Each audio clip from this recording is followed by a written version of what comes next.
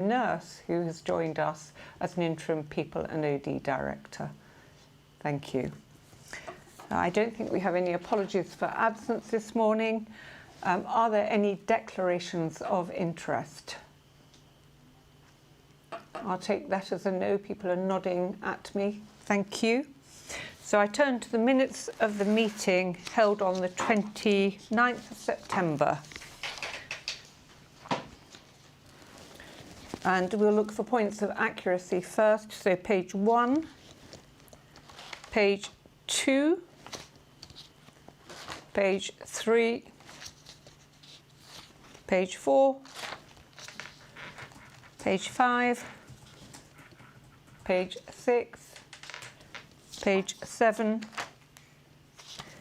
page 8, page 9, page 10, page 11. So can I take those then as an accurate recording of the meeting, record of the meeting, I should say? Some nods? Thank you. We now turn to matters arising from that meeting, and there are, I think, 3 on there. So if I could ask... Right, so the People and Culture one is going to report, and it's about training, data and costs to the January People and Culture Committee. Yep, Jane is saying yes to that. Thank you. And then the new BAF risk to be articulated, which considers the financial risk in terms of the 111 service. That has been articulated and presented to the board with the board assurance paper today. That's good, thank you. And then the proposed risk to be considered by Finance and Investment Committee, a new BAF risk and actions have been articulated and are presented to the Trust Board with the board assurance paper. So we'll pick that up later. Yes? Thank you. That then takes us to the Chair's report, which I will take as read.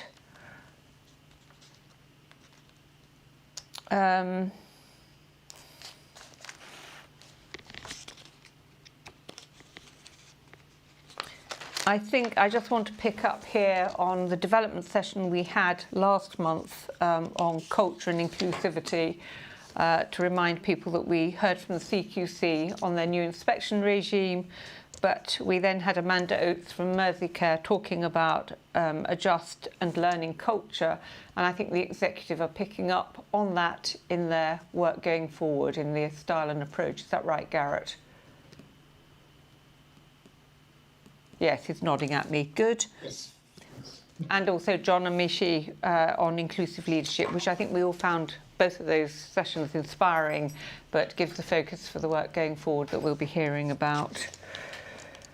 Right, there is one thing that I do need to raise with you, which is about the Staff and Volunteer Advisory Group, which, as you know, we set up at the beginning of this calendar year and has been successful, but we decided to have a little look at how we might make it even more a case that we can get the best representation from frontline staff.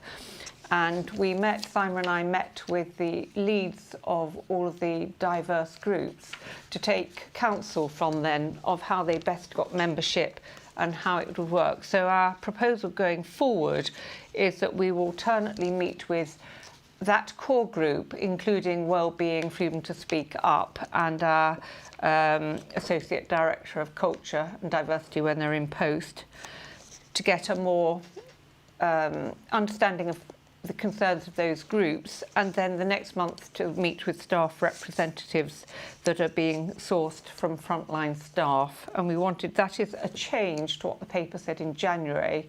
So I'm seeking approval of that change and the schedule of meetings that are set out. Does anybody want to discuss that at all?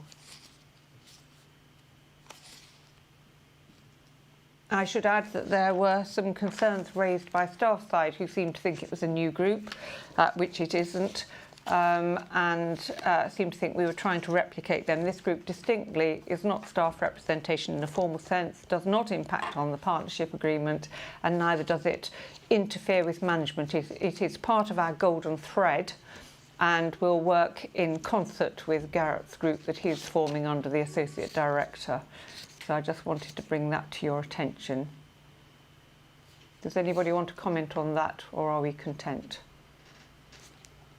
Yeah, okay, thank you. So we can agree that. We've had a lot of celebrations we've had Black History Month, we've had Freedom to Speak Up, and I know that Fergus had a lot to do with that.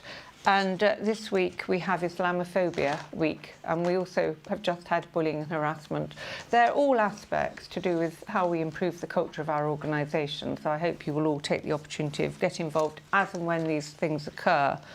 And just lastly from me, when we had our session on inclusivity, we talked about ways that board members could get assurance of that golden thread from board to ward equivalent. And we put some proposals with Anthony. I've heard from Rommel. Thank you, Rommel. I haven't had a chance to respond to you, but I don't think anybody else has come back to us. And Jane? I've responded twice now, once to you and once to Anthony. Right, I don't know where that's gone, but thank you. We'll pick it up. Sheila? I responded to Anthony, but I didn't realise I'll forward my note to you as well. I think it's really so Simon can have, we can check what we're doing. And just to remind you, he suggested that people listen to the broadcast on Monday, Wednesday and Friday at 4:15 when either Garrett or Pdr, mostly, with Anthony facilitating, engage with staff on different topics, but staff do ask very frontline questions, really, things that are concerning them. So that's quite interesting. And recently they've been doing the VIP awards, so getting to see some staff exposure. Yesterday I saw the Tactical Response Unit getting credited.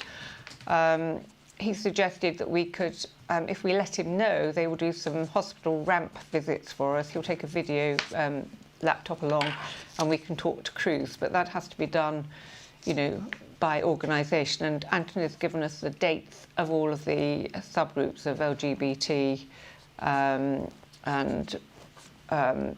BLM and all the other groups, so that we can join those too, and the dates of the meeting of the staff volunteer group to listen into and the public events. So it just would be useful to keep a record of those so that we can genuinely say we are listening to staff, even though we can't be out and about in the way that we would normally be.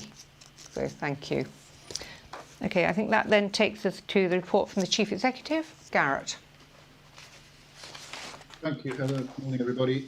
So again, report largely as presented. I'm just going to pick out 3 or 4 things very briefly, draw to the board's attention. First of all, 2.4, Heather's already referred to the fact that we are in the process of making an appointment to our new Director of Culture and Diversity and Inclusion. We have actually made an appointment. We haven't announced it, within the organisation. Is he frozen? That announcement tomorrow, once we've completed the formalities. I can update you, obviously, in terms of the name of that appointment in the private board later.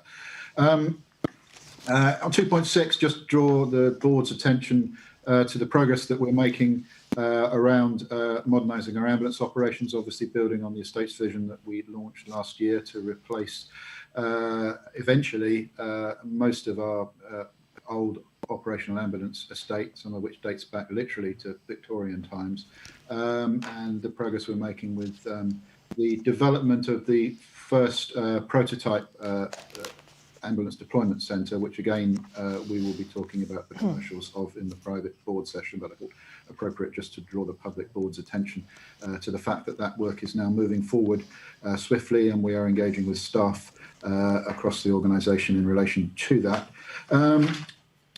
On page 4 of my report, 3.6 onwards, I really think I want to draw attention to all the work that went in to support the production of the BBC's ambulance programme. You'll see all the data there, massive success in terms of numbers of viewers, up to 3.8 million viewers watching that. That's, I think I'm given to understand, more than typically EastEnders receives, to give you some idea of the significance of the viewership there, obviously highlighting the huge amounts of amazing work that our crews do and our colleagues in EOC, and also I think this series highlighting a lot more of the back operation, the support service operations, the make ready of the fleet, the training, the development, and so on.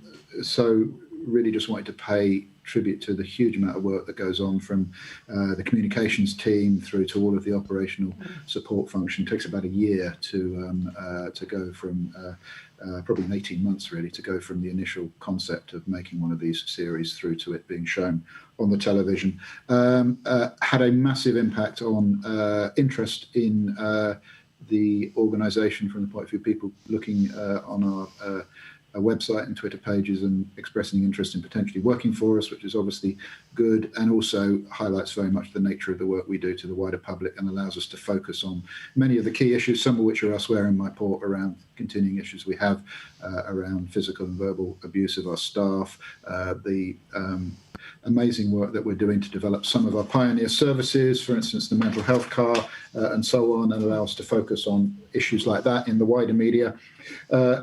Which leads me on, I think, to paragraph 3.17, where it's really pleasing to report some of the recognition that we're now receiving for some of those pioneer services. 3 of them were up for awards at the HSJ Awards, two won, 1 highly commended. So the mental health car, the end-of-life care, and the maternity and midwifery services, all now featuring prominently in national NHS awards, which I think is really good considering.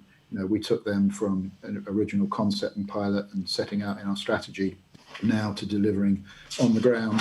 So I think those were the main things I just wanted to sort of draw the board's attention to, but obviously happy to answer questions on any part of the report. Thank you, Chair. Thank you. So I think we want to record our congratulations to all of those teams. It really is a credit to their work and helps take our strategy forward. So well done to everyone. Questions for Garrett? Rommel. Hi, Garrett.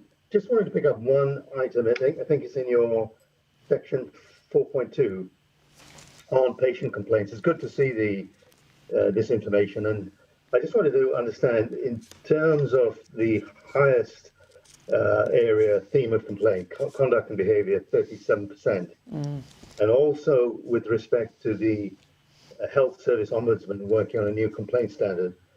What are we doing to address that particular area? What are the actions we might be contemplating? I'm hoping Trish will be enthusiastic to come in and provide some more detail than I can possibly provide on that. Yeah, and clearly Simon is also responsible for complaints now, but I've just handed that over. So clearly we recognise there are issues in relation to behaviours that are the highest, as you say, reported issue for complaints. Just to reassure you, we do absolutely feed back to individual staff every time we get an incident, and we do track whether or not there's regular or repeated behaviour from staff. What we have agreed, though, is we're now putting the complaints, the behavioural issues around complaints into our QI, our quality improvement, patient safety investigation framework plan. So we are just signing off that plan, which is, as you know, we are part of the national pilot for that, and complaints and behaviours has been put into as a specific piece of work that we're doing to try and improve that situation. I do anticipate that will feed into the cultural work that Garrett, Simon and others are taking forward. So that's the sort of main key things that we're doing around complaints, but obviously constantly tracking that and feeding back and making sure we respond quickly as we can and improve the position. And Tricia, can I just ask Garrett to the breakdown of that 37% between frontline crews and 111 or EOC? Do you know off the top of your head? No, I don't know off the top of my head for that one. I will have to feed back on that. That would be helpful outside the meeting. Yeah. Thank you. And actually, we should know by sector when it's frontline. Maybe it could form part of the reporting more specifically. I don't think I've seen that by sector before.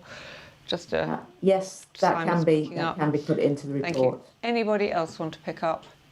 Worth putting that into context. Yes, Heather, Mark. It's worth putting that into context. So that's 281 complaints about conduct and behaviour. I don't know how many million contacts we've had in the last year. normally about 1.9, Over a isn't it? Yeah. Million. 2 million, just over 2,999 contacts in the last 12 months, and a further 1 million plus 111 contacts. So while we want to take that incredibly seriously, overall, as we've seen, our staff are doing amazingly well in very difficult circumstances. Thank you. Fenella. Yeah, just I suppose to add on to what Tricia was just explaining, when we get a complaint that is categorised like this, and the categorisation is made after a full investigation has been undertaken, we do always look at the quality of care that is provided to the patient, so that we are reassured that whatever interaction took place hasn't impacted on the quality of care, and also look at what is happening for the individual members of staff and their welfare, which is often a link to somebody who just needs a little bit more support, so that we put that in place as well. Fenella, I think that's really important, particularly the focus on well-being, but notwithstanding Mark is quite right to draw us to how well our staff do, it also is, our staff having a particular problem in a particular area, or is it, for example, our category 4 patients who wait a rather long time, where the tail is long, where the patient is going to be more fraught. I just think we need to focus a little bit more on what causes that to happen, and it's probably frustration on the patient side and on our side. So I think it would be good to understand it. Yeah, thank you. So anything else on Garrett's report? Okay, so we note that, Garrett, thank you very much, and particularly we've noted the many celebrations of success that we've been having, the ambulance programme, and then the shortlisting of the comms team, and then our mental health, our maternity and health and safety. So well done to all concerned. Thank you. Let us now turn to the report of the Chief Operating Officer, Pdr. Thank you, Heather. If I take the report as read, but just highlight a couple of updates since the report was circulated. Just one update on North West London mobilisation. That went incredibly well last week. So the London Ambulance Service is now the lead provider of 111 call handling in North West London, working in partnership with LCW and PPG local providers. So that is now live and has been successfully mobilised. Well done. Thank you. In relation to EP, can I just thank everybody that's been involved across the organisation, a huge effort. Electronic patient care record, that is also now live. Go live occurred yesterday morning. There's now a steady rollout, but that will mean that the organisation will move away from over 1 million patient records on paper being moved around the organisation and recording patient details. We'll now move to an electronic patient care record and all the benefits that will bring to the organisation and the wider system. And also, if I could just bring your attention to 2 other digital transformation pieces. Nhsnet, the London Ambulance Service, has now migrated to Nhsnet. That's over 9,000 email inboxes have been migrated from our legacy system to the standard across the wider NHS. Again, the benefits that brings in terms of patient confidentiality and in terms of integration with the wider NHS. And last, if not least, colleagues, if I could just bring the board's attention to reinforced autoclaved aerated concrete, which is a requirement of the Department of Health that we review all of our estate to ensure that where any of that exists, we have surveyed it in relation to its structural integrity. We've identified one site, Oval Ambulance Station, where that does exist, and there's now further work to ensure its integrity and any remedial work that's required. But it's a requirement for me to present that to the board and provide an update on it. Thank you very much. Questions for Pdr? Karim. Yeah, 2 things.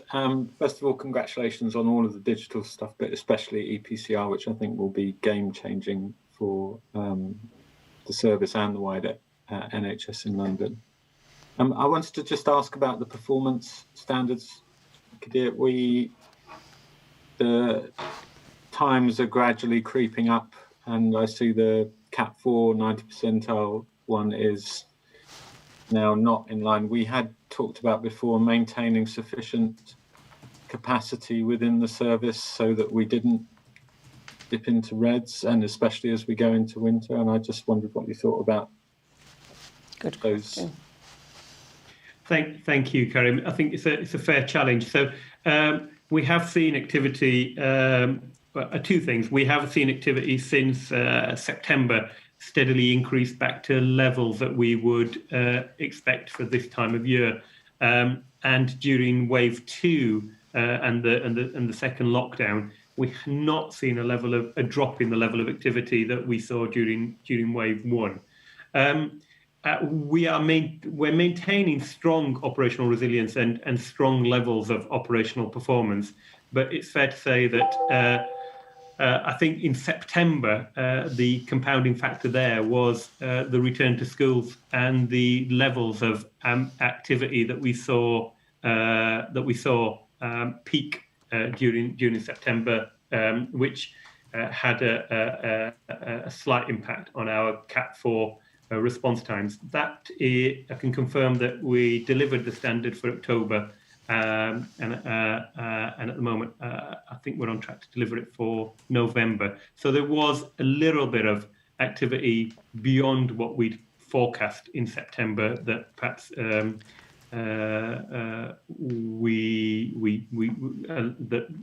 meant we slightly missed Cat 4. So I think activity is picking back up. We don't expect the biggest challenge we've got at the moment is forecasting activity given what an unusual year it is. And so what we are constantly doing is reviewing our models to be able to anticipate what we expect will happen based on all the compounding factors that inform it at the moment. I guess my question is, are we running with capacity or at capacity? And no. Are we going to maintain with capacity through, in perpetuity?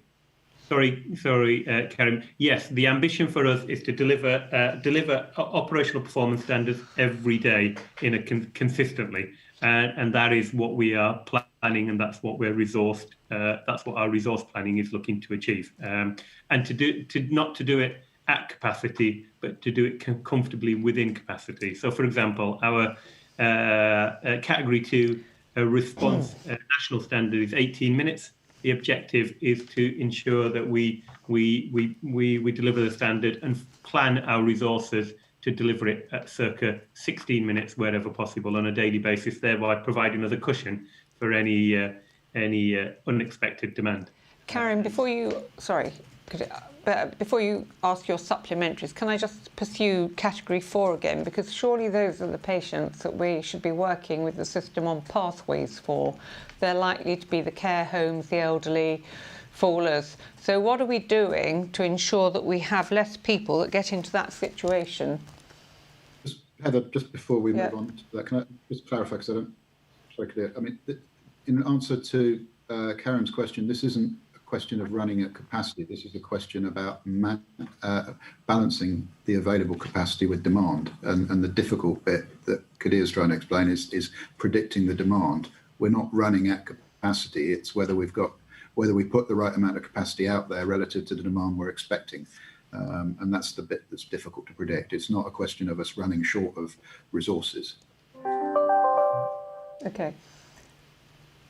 In relation to your second point, Heather, you're absolutely right, and a huge amount of work is going on in relation to making sure that we're working in an integrated way with the wider system.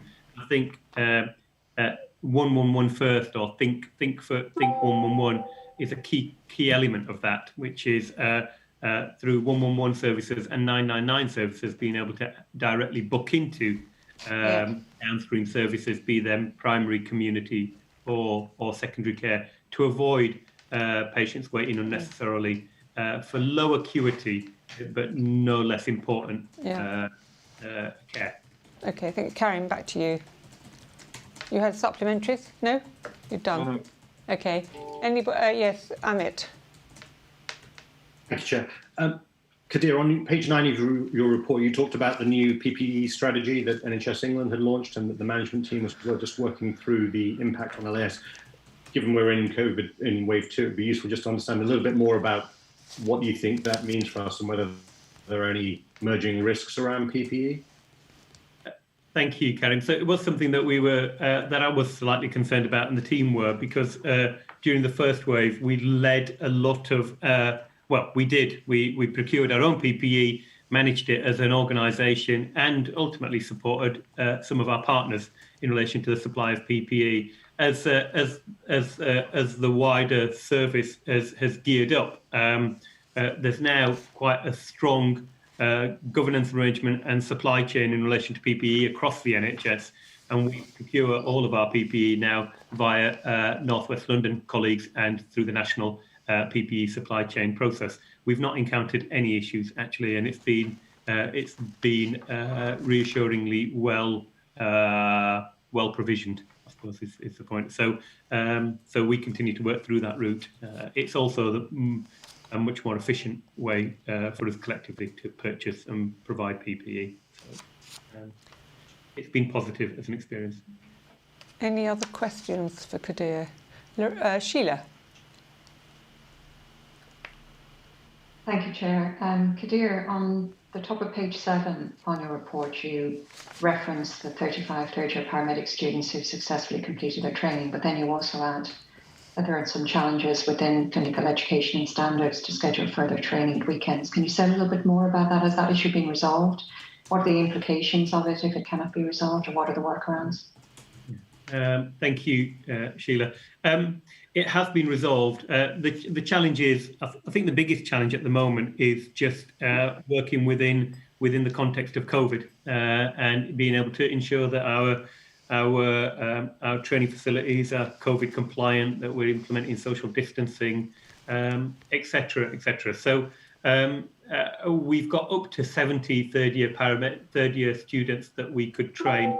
The 35 was the first cohort. There's a further 35 that we can potentially bring through that we're exploring at the moment. But the challenge for us more than anything is making sure that we do it in a COVID secure way. And so we're working through that. I can provide an update perhaps in writing to the board subsequent to this meeting to give you an update on where we are on that. Okay. Could I just... Oh, Fergus. Oh, thank you, Chair. I wanted to ask about the 111 First initiative. And I wondered if that's likely to be more resource intensive than our standard 111 service, particularly in terms of clinical support. And in any event, how we're placed now in terms of resourcing what will be a significant increase in demand. Thank you, Fergus. I think it's a fair challenge. There's a huge amount of focus and emphasis being placed on 111 as part of both the winter response and the ongoing pressures that are being placed on the NHS more broadly because of COVID. And 111 First, a number of those initiatives have been pioneered in London, and the LAS has played an integral part to them. It's worth recognising that as part of both that and the fact that there'll be a campaign imminently in relation to encouraging the public to use 111 First, we do expect increased levels of activity. We are confident that we are anticipating and profiling them, and we have spent a huge amount of effort during the summer months to be able to employ and train the workforce required to respond to that. So I'm confident we've got the workforce. I'm confident that we're doing our best to forecast the activity, recognising the complexity of this year as opposed to any other years. I do anticipate increased levels of activity, and I do anticipate that some of that activity will require greater clinical resource than we've previously needed, because there's a huge amount of focus in the NHS to encourage members of the public to use 111 First as the first point of access to the service. We have been funded nationally with some additional resources in relation to the clinical workforce to provide that care. I think it's probably something, Fergus, we need to monitor quite closely in relation to assuring ourselves that the additional national funding will meet the resources that we will need to deploy. If that makes sense. Thank you. Could I just take you back, Kadir, to EPRR? Whilst it's true that we have submitted a fully compliant status, it is the case, is it not, that our regulators will now look at that and give us a formal assessment. And when do we expect that? Absolutely, Chair. So we're expecting that in the new year. So we've made our submission. This year it will be a desktop exercise Yes. as opposed to an on-site review. But we're expecting an update in January as to the outcome of our self-assessment. Right. And it reminded me that when you were new and we visited as a board Clock Tower Road, we talked about having a quarterly update on the activity of heart and tactical response, because it's something that we don't get to see. So I'd be grateful if we could do that. I think it's useful to see how much time they spend responding. We only get to know if there's a major adverse incident. Thank you. And I just wanted to go, whilst it's great that we have launched at last our electronic patient record, 150 is a rather small number of our staff. Do we have a trajectory when everybody will be on it? And when will that be? Thank you, Chair. I know it's something that you've been keen to be assured on for a number of months now. So I suppose at the beginning it was just to pick up that 150 were the original pre-live users. It was the pilot. Those 150 moved to 300, and now on a daily basis we are bringing online 200 new users every day into the live environment. So we've trained 4,000 frontline staff on the electronic patient care record, and now it's just a matter of, on a daily basis, moving our frontline colleagues onto EPCR throughout this month and next. So we are expecting that the vast majority of our users to be live on electronic patient care record by the end of the calendar year. Thank you, because that's the technical bit, but I think maybe at the Quality Committee we might want to revisit what are then the things that we'll be able to do with it, because that's only stage one, and I think the board need to be aware, everybody needs to be aware. So that's just being able to access the record. We need to know exactly what it is that will improve patient pathways. Perhaps we can, Mark, pick that up at the Quality Committee. Thank you. Okay, thank you, Kadir. We now move on to the winter plan and COVID response. Sorry. Can I just move it? I just feel that we need to record the board's thanks for the team that have delivered this, because this Indeed, yeah, is a huge achievement, and certainly led by Stuart Crichton and Peter Rhodes and all of their team. Yes, obviously this is a gateway to a new load of opportunities going forward, and you're right to point that out, but I think it would be remiss. Sure. No, it's a big step forward, so we can do that. Thank you. Okay, winter plan and COVID. Kadir, plan we've seen before, so do you want to summarise and do updates? Sheila. Sorry, I was just going to add on EPCR, because obviously from a D999 digital insurance perspective, I just wanted to add, I think this is an amazing step forward for the Trust. And actually, I'll cover it in my report, but we did talk at the D999 recent PAG meeting around what this enables for us as a Trust. And it's absolutely transformational in terms of what it enables. And I do think it might be very useful for the board to perhaps spend some time just understanding and hearing from the team in terms of what it opens up for us, what it delivers today, but also what it opens up for us, including what the CAD, when you combine it with the CAD changes. So Sheila, what I'd say to that is, as you know, we've got a pre-meeting to discuss the development session for December, where we're going to focus on digital.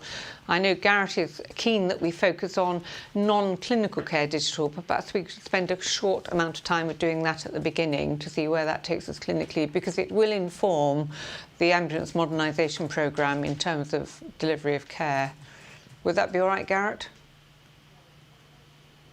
That'll be all right. Absolutely. Perfect. The non-clinical stuff could be as well as, not instead of. You're going backwards. Non-clinical stuff needs to be as well as, not instead of. Exactly. So we can do that then, and we'll all talk about it in the December meeting. Thank you. Right, succinctly, Kadir, what is new in this plan to what we've seen before? What assurance can we take? Thank you, Chair. So thank you for allowing me to present the winter plan. So just to be really explicit about the objectives of the winter plan to maintain strong levels of high quality patient care and service delivery throughout winter, including during the current second wave and any potential future waves of COVID. To do this in a way that anticipates any potential impact of Brexit and or flu, to support our staff both throughout the period in relation to mental and physical health and well-being, and to make sure that we work collaboratively with our health and care partners across London in any pressures that they may face, to make sure that we are doing that in an integrated way. The plan builds on a huge amount of learning that the LAS already has, and that obviously predates me, which is we are regularly commended on our winter preparations and our winter planning, and have a really a strong track record in understanding and preparing and planning for the winter in quite a lot of detail in terms of anticipating capacity, demand, providing a level of intelligence for our A&E departments and colleagues across the wider system. And the difference this year is we've taken all of that learning and built into that learning our experience during COVID wave 1, and therefore ensuring that the lessons that were learned in relation to the demands placed on our 111 services, our 999 services, and the ability to ramp up capacity at very short notice, that has now been built in, as well as a wider reflections and learning in relation to how we support our staff in relation to their physical and mental health and well-being. The final component within this is obviously Brexit and any potential impact that may have, any potential that may have, and that's essentially assuring ourselves of the supply chain, specifically PPE and medicines, which we have also built into this plan and are monitoring on a daily basis. Perhaps I should pause there, Chair, and open it up for questions. Thank you. Questions for Kadir? Fergus.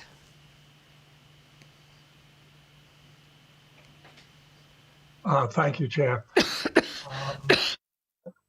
As I think we've seen, the question of readiness for the end of the EU transition period is one that a number of assurance committees have underlined. And I think the report gives a very clear account of the work that's been done, the tabletop exercise and the further work that's planned.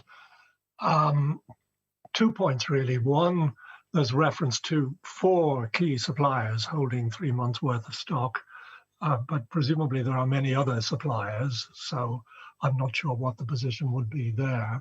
But also, given that some additional work is still going on and there's a task and finish group, will we be able to have a further update on this, perhaps at our development meeting or in some other way, because clearly there's a huge amount at stake here. Absolutely, Chair, and I do have an update that came to me in advance of today's session, which obviously I've not shared yet, but can share subsequent to this meeting, just in terms of some of the finer detail to give you some assurance around the monitoring and management and of all of those supply chains in order to ensure we don't get caught out. So happy to provide an update outside of this meeting in a special session or through one of the board subcommittees, if that's helpful. Sheila?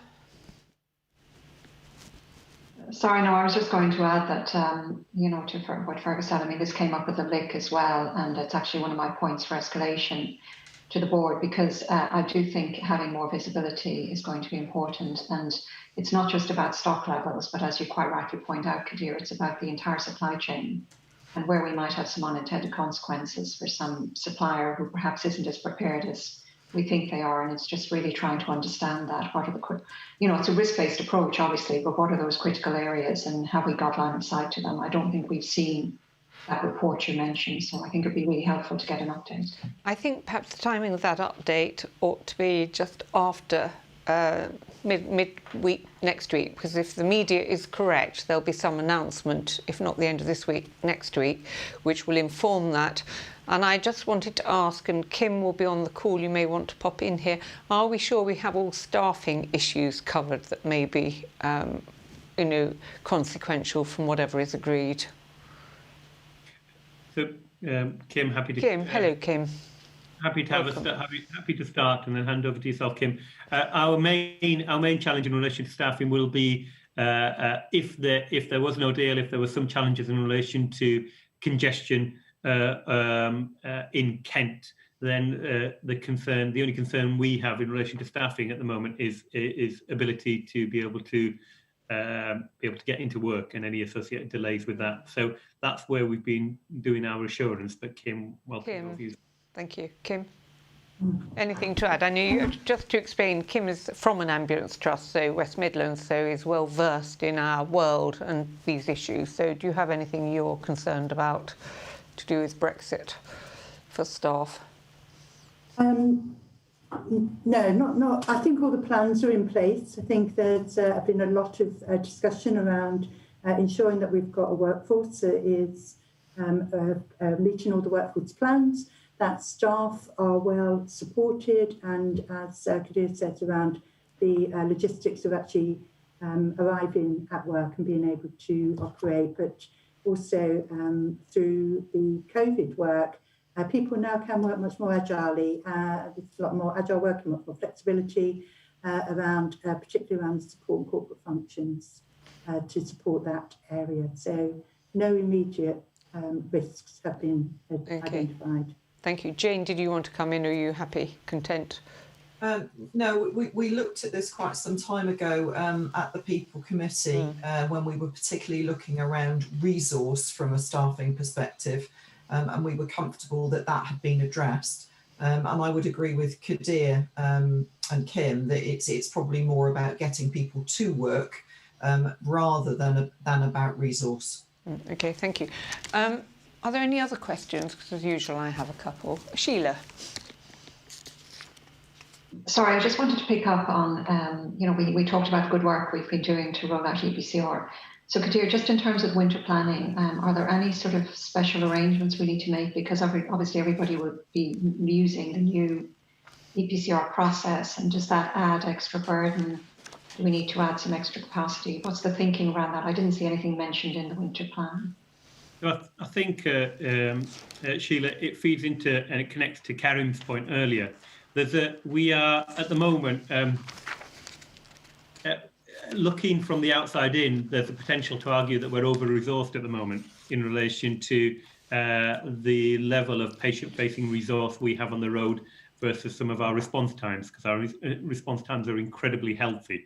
The reality is, although what we've looked to do is create capacity in our ambulance services to be able to manage and mitigate any increases in job cycle time, for example, through familiarisation of the electronic patient care record and the use of it.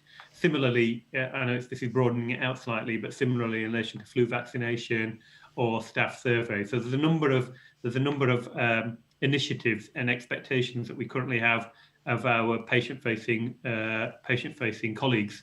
And what we've done is we've ensured that we've got a level of resource on the road that can manage and mitigate any delays or additional burden that creates. And so there's an expectation that job cycle time will go down as colleagues familiarise themselves, but that rapidly picks up. And what we've got is we've got some user case examples.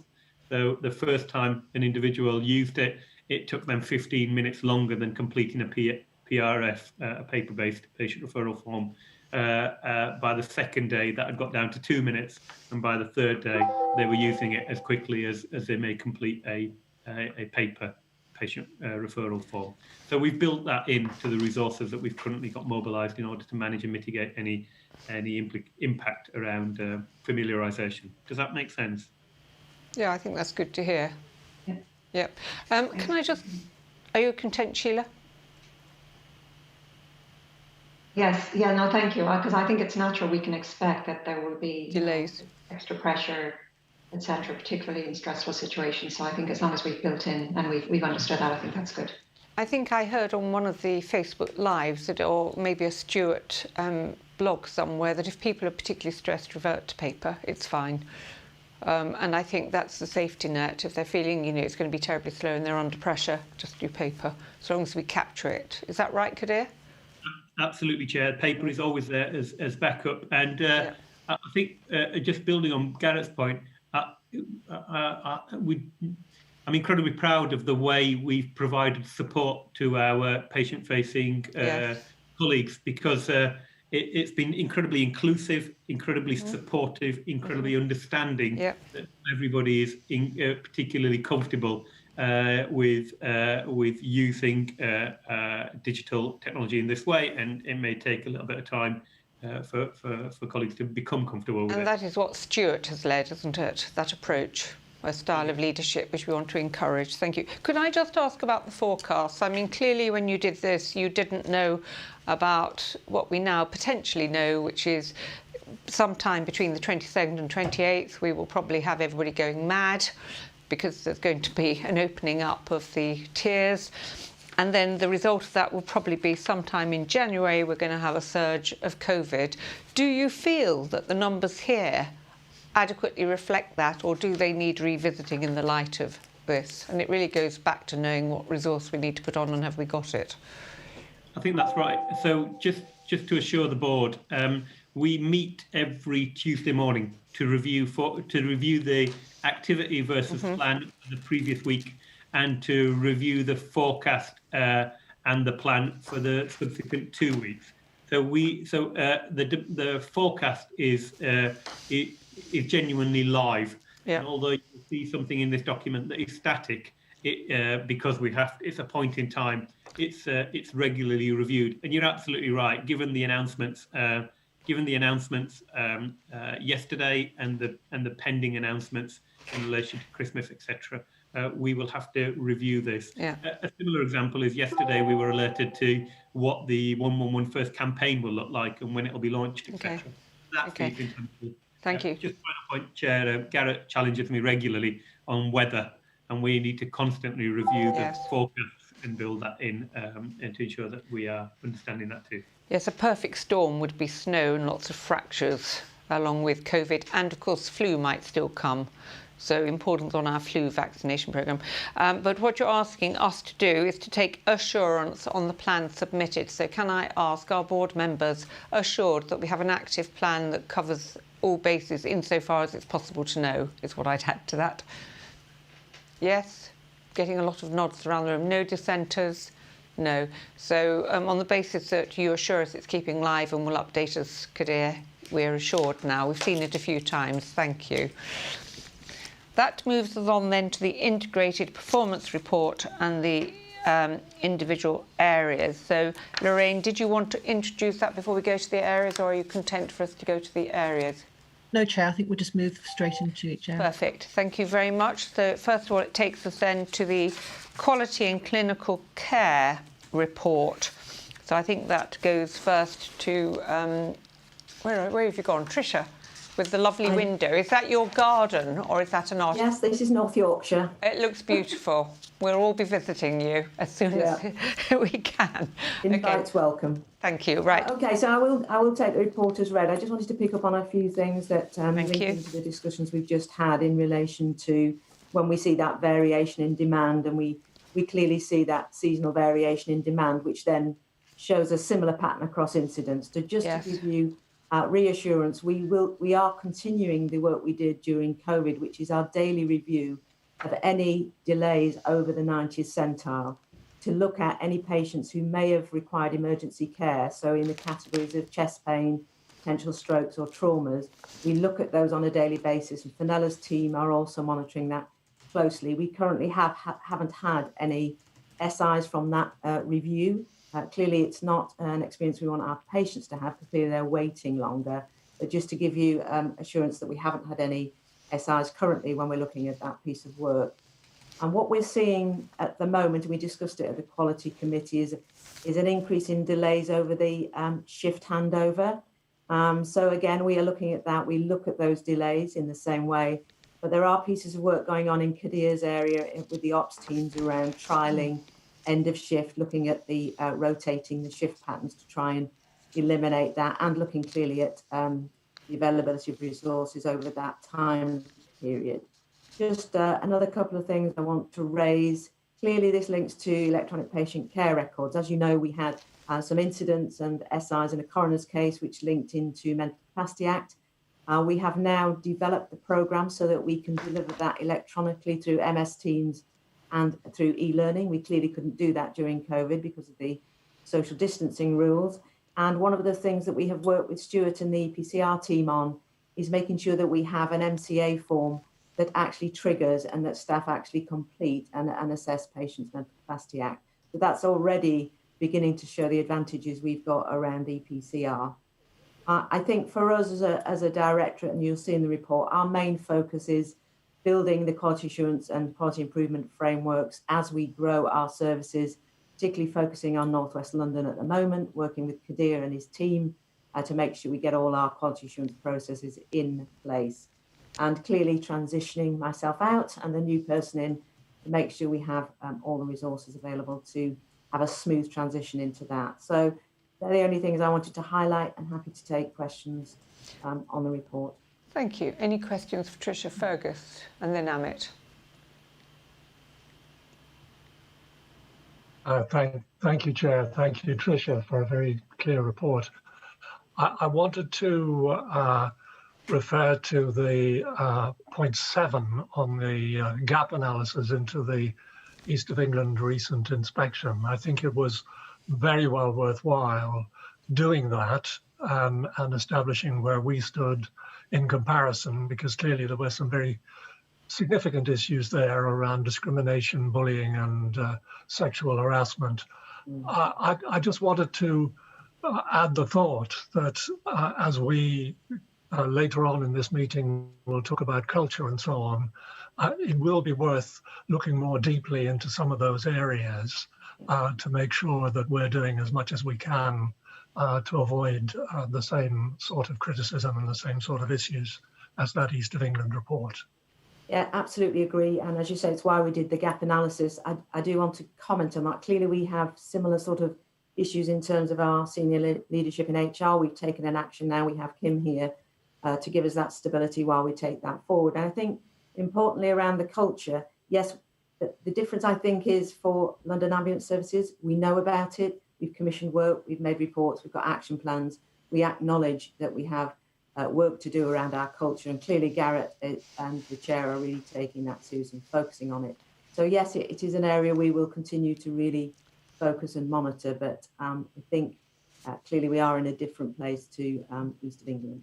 I think that Fergus is referring to one particular aspect of it where we haven't done as much as we should. We don't have a comprehensive view, and perhaps we can pick that up under the culture aspects, yep. But does leave us at risk for all the good things you said.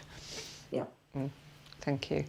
Amit, and then Jane, were you having a hand up? Did I see in the, yeah, so Amit, thank you.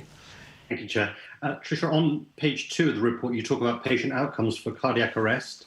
And it says that, you know, we rank 8th in survival to discharge and below the national average. And I know later we sort of talk about actually ranking relatively well for return of spontaneous circulation. Do we understand the difference between those two, why we're relatively high on the ROSC and not on survival to discharge? And are there factors that we think we can control or improve on that? Yeah, I'm going to hand you over to Fenella. Fenella, yes. Her area of the report, she's smiling. Yep. Oh, Fenella can respond to that. Thank okay.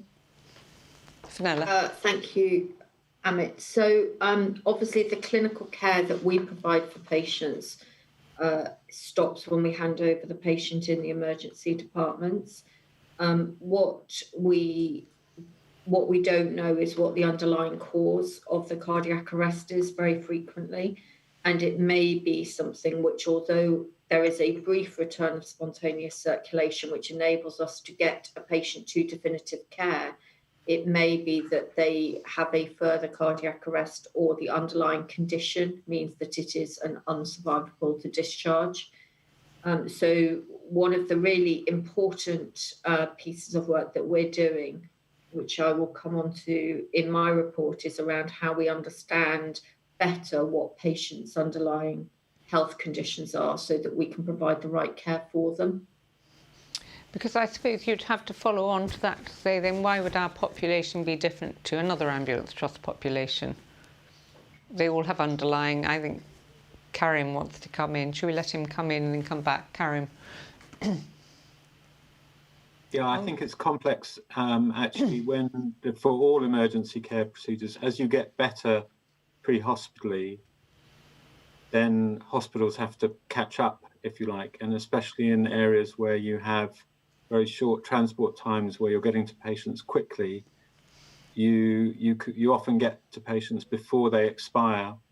Mm-hmm. So you can get a group of patients back to a certain extent, and then medicine, if you like, has to learn how to deal with those. So I think if the other aspects of quality are right, in that we're getting there on time, we're delivering the right interventions, and ROSC is good, that's an indicator of a very good system. Now we have to see, what, and I think things like EPCR will help this. It will tie the pre-hospital component to the hospital component, and we can look at either stop-go factors, or more likely, what can in-hospital medicine do to take these people and make them survivors. So I would say to that, that's an absolute classic example of what would be good in our ambulance modernisation in our first hub, of working with the system to say, okay, how can we collectively improve that, and what do we need to do as a system?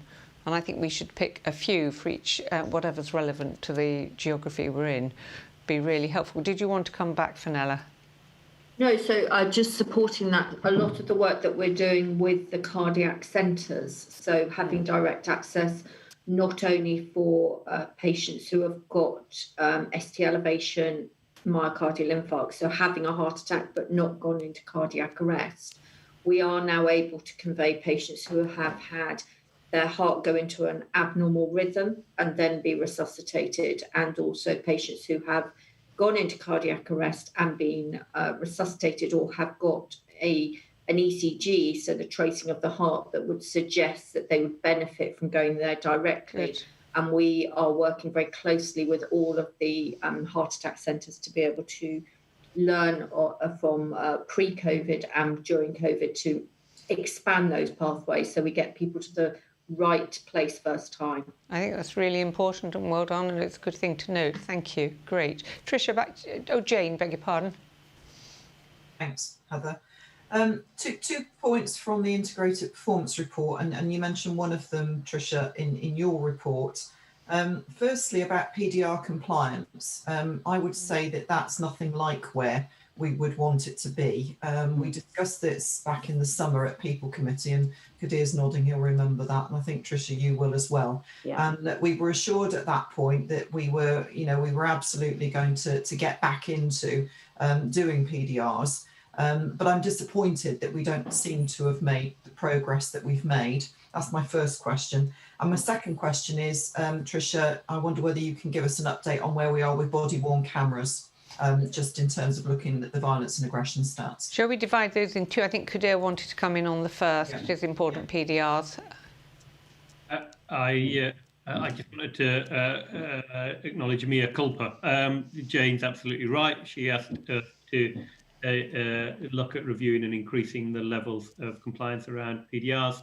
Are committed to take away and secure a recovery plan. I think, Chair, I have to put my hands up and say that we haven't secured the recovery plan or delivered the improvements that Jane had asked for. So thank you for that, Kadir. What I would just say is it is something the CQC will look at, and it's something that will come out in our staff survey that won't be good. So having a trajectory plan by site, with date, with targets, is what we need to have now. So let's pick that up. Thank you. We'll be Kim on securing, on doing, and delivering. Thank you. Thanks. Right, body-worn cameras. Yeah, I just want to add there that we are monitoring that really closely now through our station accreditation as well. So yes, this is part of the quality work, working with Kadir's team around PDRs and StatMan. Needs to be both. Okay, body-worn cameras. Simon may want to come in because I'm transferred that over to Simon now, but my understanding at the moment is we are procuring the cameras, the first phase in the testing. Simon's there now. You might need to update. So we are waiting to put the business case in once we get the procurement agreed and the company who are going to provide the cameras. Once we know the real cost, we'll put the business case in and then we'll take that forward. So that's for the trust-wide programme. And clearly the trial is continuing and it's currently underway and being planned to start this month. Simon, do you want to update any further on that? I haven't been to the recent meeting. Not much more, but just to say to the board that we have selected a provider. We're looking to sign the contract on the 2nd of December. Obviously can't reveal that right now, but the board can expect the business case in December, and then we're pushing for trust-wide rollout from February. So we don't have a board in December, so we'll have to think about how to do that offline. Yes. Okay, thank you. Good. Right, I think that then moves on. Mark, did you want to come in or? No, you're just moving your hand. You see any movement and I sort of pick up on it. Okay. Quality Assurance, though, Committee, Mark, it is to you now, I think, for your report from the subcommittee. Thank you. And again, I'll take it that people have read it. Just want to probably add, following our discussion with Kadir, I've also been spending some time talking with Richard Wells, who's heading the BI team, to look at the winter planning and the methodology for predicting activity and response. And so I've been prodding that a bit more and having further assurance around that. Richard is a real asset to the team. So highlighting the report, the flu programme is doing well this year. I may want to give us an update on the numbers, but when we had the committee meeting, we were ahead of where we'd been last year and we're progressing well. And also to highlight the service quality accreditation pilot that had kicked off, and I think we'd support very strongly that will have a big impact on our service if the early progress on that continues. Happy to take any questions. Thank you, Mark. Mark. I'll update on the flu numbers when we get to the people and culture section. Okay.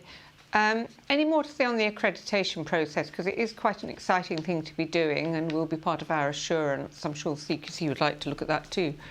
Tricia, anything else to say on that? They want to come in?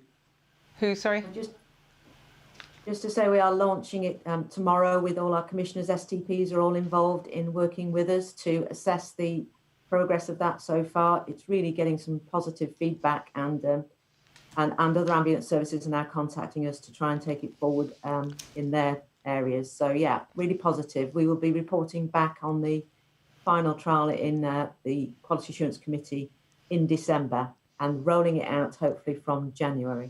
Thank you, Tricia. So I think it's something, again, that the whole board would like to be briefed on. It's an exciting development. Thank you. Part of your heritage, Tricia. Yeah, thanks. Okay, so thank you. Any more questions from Mark or anything? No, take it as read. Oh, Fenella? Sorry, I think we skipped over my report. I beg your pardon. How could I possibly do that? I'm sorry. So sorry, Fenella. Go on. That's fine.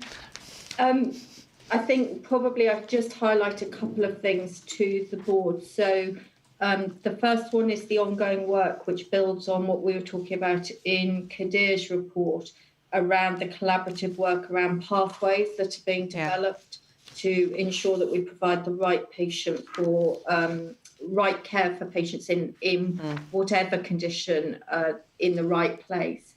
The support to that is that it is really important that all clinicians and care workers have access to information about the patient that they're going to see.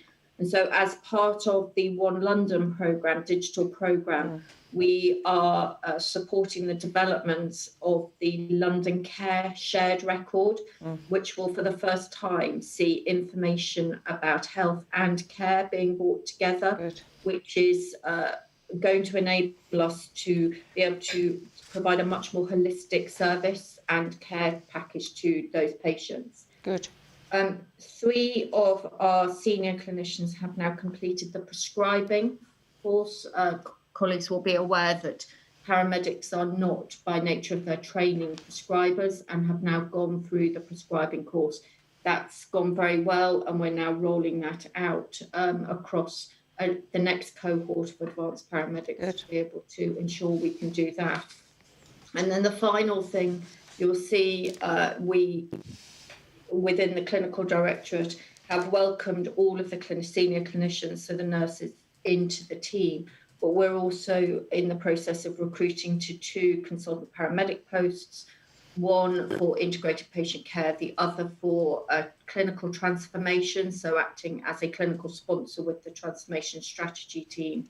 Good. That process is nearing conclusion, but I'd just like to formally take this opportunity to thank and say farewell, not goodbye, to Paul Gates, who leaves the organisation, having been a consultant paramedic with us for the past 4 years, but worked in the organisation in a variety of roles for 13 years, and he leaves today to take up a new role as a deputy director. Thank you very much. And I had the opportunity to sort of do an exit interview with Paul, and I'm sure he'll keep in contact with somebody we've seen grow in the last couple of years, so that's great. And actually, although I overlooked your report, Fenella, I think it's a great addition to these reports. Really important that we focus on clinical things. So thank you. Anybody else? As you probably see, we've got a slight technical problem. I'm on my laptop now. Anybody got a question for Fenella before we move on? Nope. So I think we noticed the red, but really, really good to see Fenella. Thank you very much. That takes us then on to people and culture. And I think, Garrett, you are doing the report, are you not? Or not? Yes. Yes. Heather, yes. I'm going to pick up the report on the basis that, well, I say grandly I wrote it, but you know that my team had some help in doing that. And obviously Kim hadn't started when the book published. So report obviously largely as written. I'm not going to focus on the 18-month strategy or workforce plan because there are items on the board further down. And obviously we're talking a little further later on today about culture and diversity and inclusion. But just to note the further improvements in our stats around BME colleagues, although closing in on our target for the year, although obviously we still have a long way to go to achieve true overall representation relative to the population of London as a whole, but we're continuing to move in the right direction. Staff absences, I think, worth recording. Some increase in staff absence over the last 2 or 3 months, but still lower than this time last year, significantly. And of course, those absences include COVID absences. So I think some underlying improvement there, which is good. On page 4, section 4, just in terms of updating on figures on NHS staff survey, as we stand today, we are at 66% completion rate on the staff survey, which is open until Friday, trying to get to 70% by the end of the week. And on flu immunisation, as Mark referred to, as of today, we're now on 68.4%. Good, well done. Had the vaccine, over 80% of staff now been offered it, and again we're continuing to work on that, but we're now standing fairly well in comparison to our wider trust colleagues across London, and we're actually picked out by NHS London last night as one of the best performing trusts. But we're still on with that. Obviously doubly important this year, if it can be, that as many of our staff as possible have the flu vaccination. And so it's pleasing to report that we're probably verging in on some of the highest numbers we've ever had across the trust. Those are the main points I'd just highlight, but obviously the rest of it is as read, and happy to take questions, but if they're too complicated, I might ask him. Thank you very much. Questions for Sheila? Thank you, Chair. Garrett, just on page 4 of your report, the table with the graph on the grievances and disciplinary cases from April, October. I don't really have a baseline or a benchmark. I mean, how does this compare to other trusts or across the NHS? Is this good? Is this bad? I don't really know. Bad. It's not great. I think the best you can say is if you think of the report that or the presentation that we had last month from Merseycare. This is the data that is at the top of the curve, and we would now expect to see this after we implement the new resolution approach steadily reduce. So we wanted to put the data in there and make it clear that we will track that. And we will expect over the next 6, 9, 12, 18 months to start seeing those numbers go down. And that will be the key measure of success, I think, of the resolution framework. As will the suspension days, Garrett, because 100 is very concerning. That's over 3 months. And yes, if I can just remind you, it says, I might be able to pick this up. This was the graph you saw from Merseycare. Which hopefully you can see. And obviously, when they implemented their new Just Care approach, you saw a significant and steady reduction in all of those numbers. Yeah. These are the same numbers for us. What I can't see, Garrett, is on the vertical line. What are the numbers at the top of the vertical line for theirs? At the peak, the highest numbers are about 70. So they're broadly comparable. Yeah, fine. Perhaps Jane wants to come in, answer the question of, is that normal for the NHS? I don't think it is, but Jane, where are you? No, I think it's high, and it's historically been high. And whilst I absolutely agree that the implementation of the resolution work will help us in terms of starting to see those numbers of cases go down because we resolve much earlier. The reality is we've now got a huge backlog in my view. And I think Kim, I'm sure, will be on top of this in terms of working with the team to make sure that we can actually deal with as many of those as we possibly can before we introduce the resolution framework. Because frankly, closing 7 cases out of 61 disciplinaries in October just isn't good enough. I think we really need to redouble our efforts to start to move through that before we get to implementing the resolution framework. So, Kim, do you have anything to add at this stage? I realise it's very early days for you. Yes, so thank you. So yes, I had started to look at these cases. The duration of getting them resolved is one of the key areas. There are some themes that we're looking at as well, but I'm sure the resolution framework will make a huge difference. And you are, as has been mentioned, really at the top of that curve, and so do expect to see some improvements. So, but Kim, I think what you're saying is what Jane's saying is the resolution framework should stop people joining the queue, but how do we get rid of that big backlog quickly? Yeah, so I've asked for details of all of those ones that are over 3 months so that we can quickly get to a timeline to resolve those. By the new resolution framework coming in, that will prevent more people joining for long periods into that case group. And the team are already aware that this is something that is a high priority for the Trust. Thank you. Rommel is asking a question. Rommel, are you there? Sorry, Sheila. Hi. Can you hear? Sorry, Heather. Can you hear me? I can. Yes, I think we all can. Yep. My camera's gone, so I can't put my hand up. I just wondered what are the themes that might be emerging from the grievances and disciplinaries. Are there any particular? Yeah, so I don't have the full pack of themes as yet, Rommel, but I do know from the information I've been told that there were a number of race-related cases that were needing to be dealt with, and that the standardisation of some of the responses was holding up this review. So there will be, I'm sure, a better understanding of those themes as I really dig more into the data of all of those cases. So I think what you're really saying is HR can only do so much, but that the managers need to deliver in a timely way. So that'll be a challenge to Qdir to make sure it happens. Little like procurement. Procurement can do all they do, but actually the managers do the doing. Garrett, and then Jill. Just a little more information on that Kim obviously won't have. Sorry, I think you need to speak closer to your camera. A little more information onto that Kim won't have had a chance to see yet. There are a number of things. Probably the most significant theme is around repeated timekeeping cases that I think we can act on fairly swiftly. But there is theme data, but it's not here. Okay. So Jill and then Karim. Yeah, thank you, Chair. Kim, it's great to hear that you're starting to take a look at this, and appreciate you're sort of new to this, but enrolled. But I think it might be helpful once you've really got your feet under the table and really understand the drivers here to sort of have a bit of an update to the board on what your findings are, what the key learnings are, and how quickly you think you're going to see those targets come down. Because I haven't got a sense of, is it going to take 3 months or a year to really start to bring those down?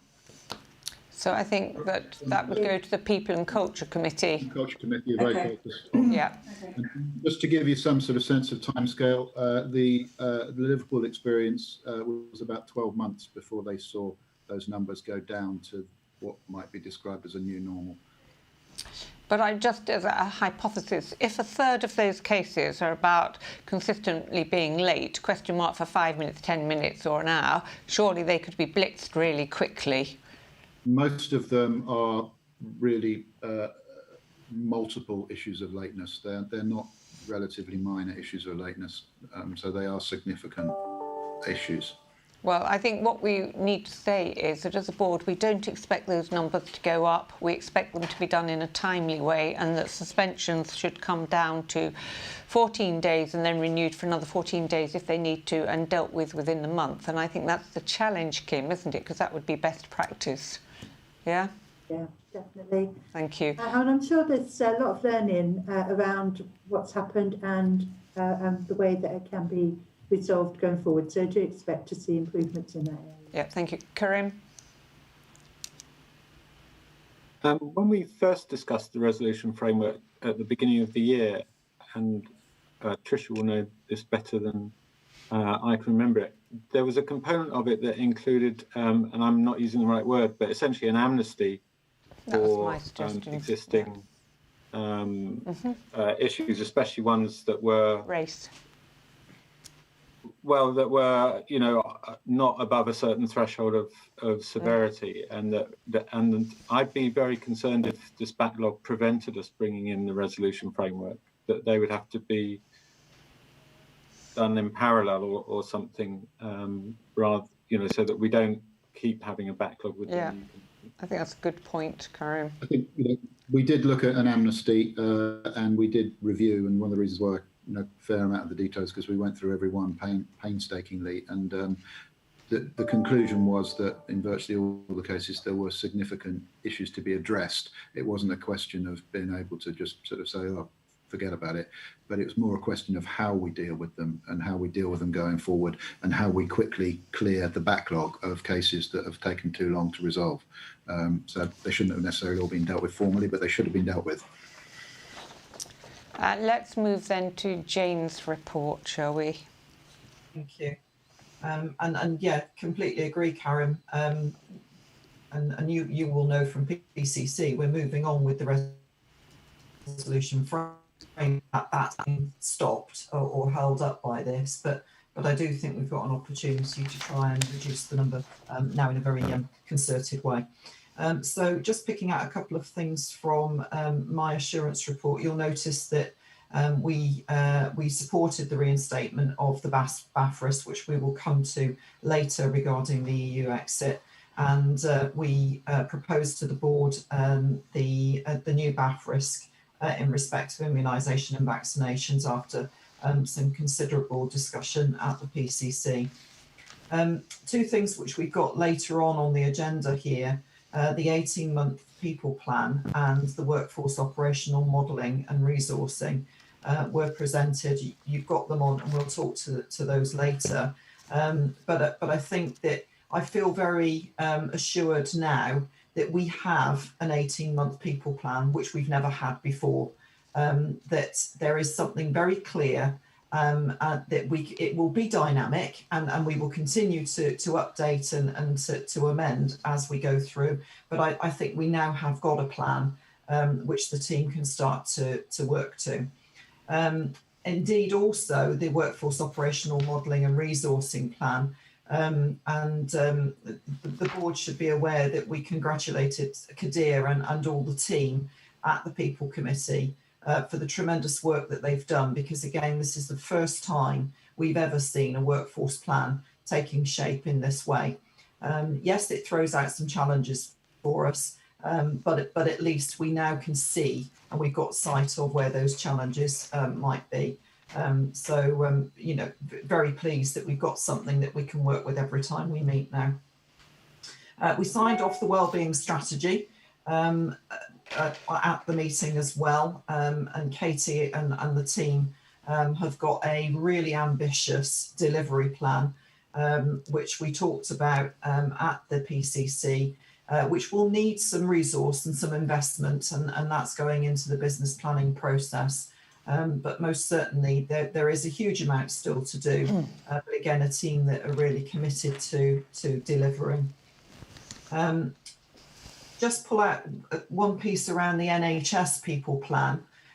We saw a draft gap analysis of where we are against the NHS People Plan, but we've now asked and requested that those gaps are formalised and we can see how they fit into the 18-month People Plan, if indeed they're not already a part of it. So that's something that is going to be circulated to us in correspondence. I think the other two things are the BAFRIS, which I've mentioned, and we had a really useful discussion with Erica on freedom to speak up, and also with Richard on dignity at work.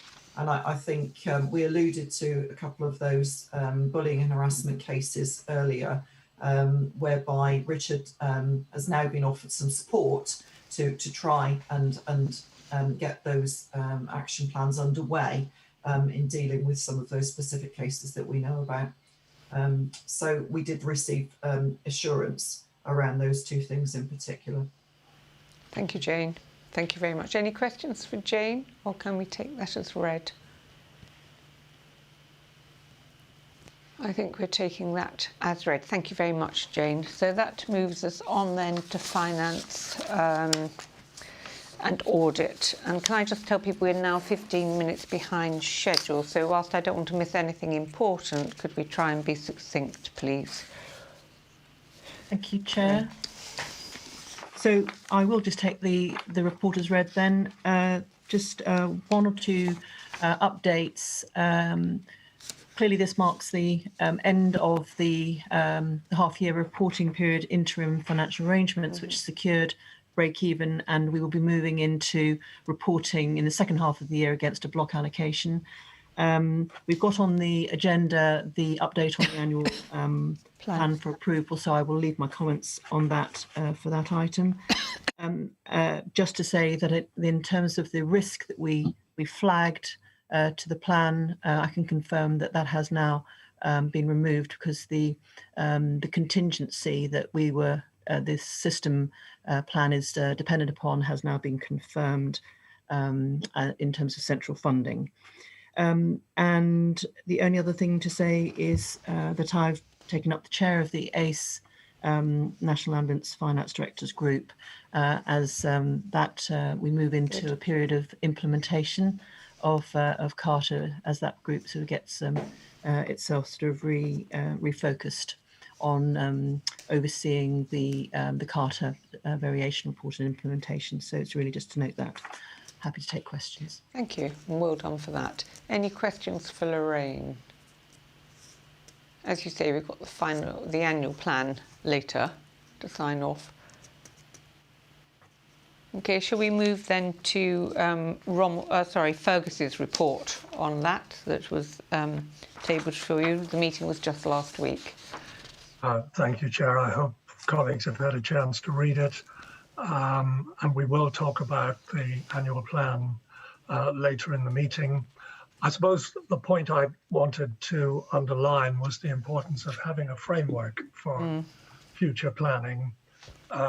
We can see from various items in the agenda that there are some significant financial impacts in the pipeline. The manpower plan, for example, the investments that we've been making, some of which have a negative impact on the bottom line. And of course, there's the prospect of much larger investments down the track and the impact that they may have. And on the other hand, in terms of the CIP or efficiency program, there's still quite a significant amount of work to do to validate and implement the components of the 100 million plan that forms part of our overall improvement plan. So I think the committee was concerned to ensure that that aspect of things, the identification of a long-term financial framework, the identification of the cost improvements, and of course, setting a framework for investment, whether it should be leased assets or purchased assets, that those aspects of strategic planning should be very quickly put in place. Thank you, Fergus. Any points of clarification or anything to add from anybody? I think as a FIC member, I certainly concur with those views. Thank you. Okay, so we'll take those noted. Thank you very much. So that then moves us to Digital 999 Programme Board Assurance. Sorry, have I missed? The Audit Committee. Oh, the Audit Committee, sorry. Trying to catch up. Yes, there it is. The Audit Committee, beg your pardon. Okay, I'll go very quickly. So just 4 or 5 points to draw out. A few recommendations that I hope the board are accepting. One is the value of producing an assurance map, I think, for board and committee work and around the 3 lines of defence model. So delineating executive and non-exec responsibilities. So that was one.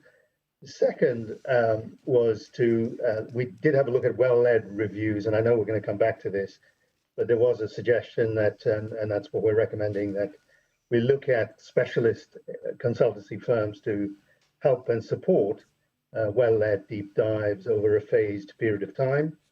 And in that context, the internal audit on the review of the BAF will make sure we're not duplicating and indeed looking for synergies. The other point was charitable funds, which the Charitable Funds Committee had looked at, which we also had looked at Audit Committee, we're recommending to the board.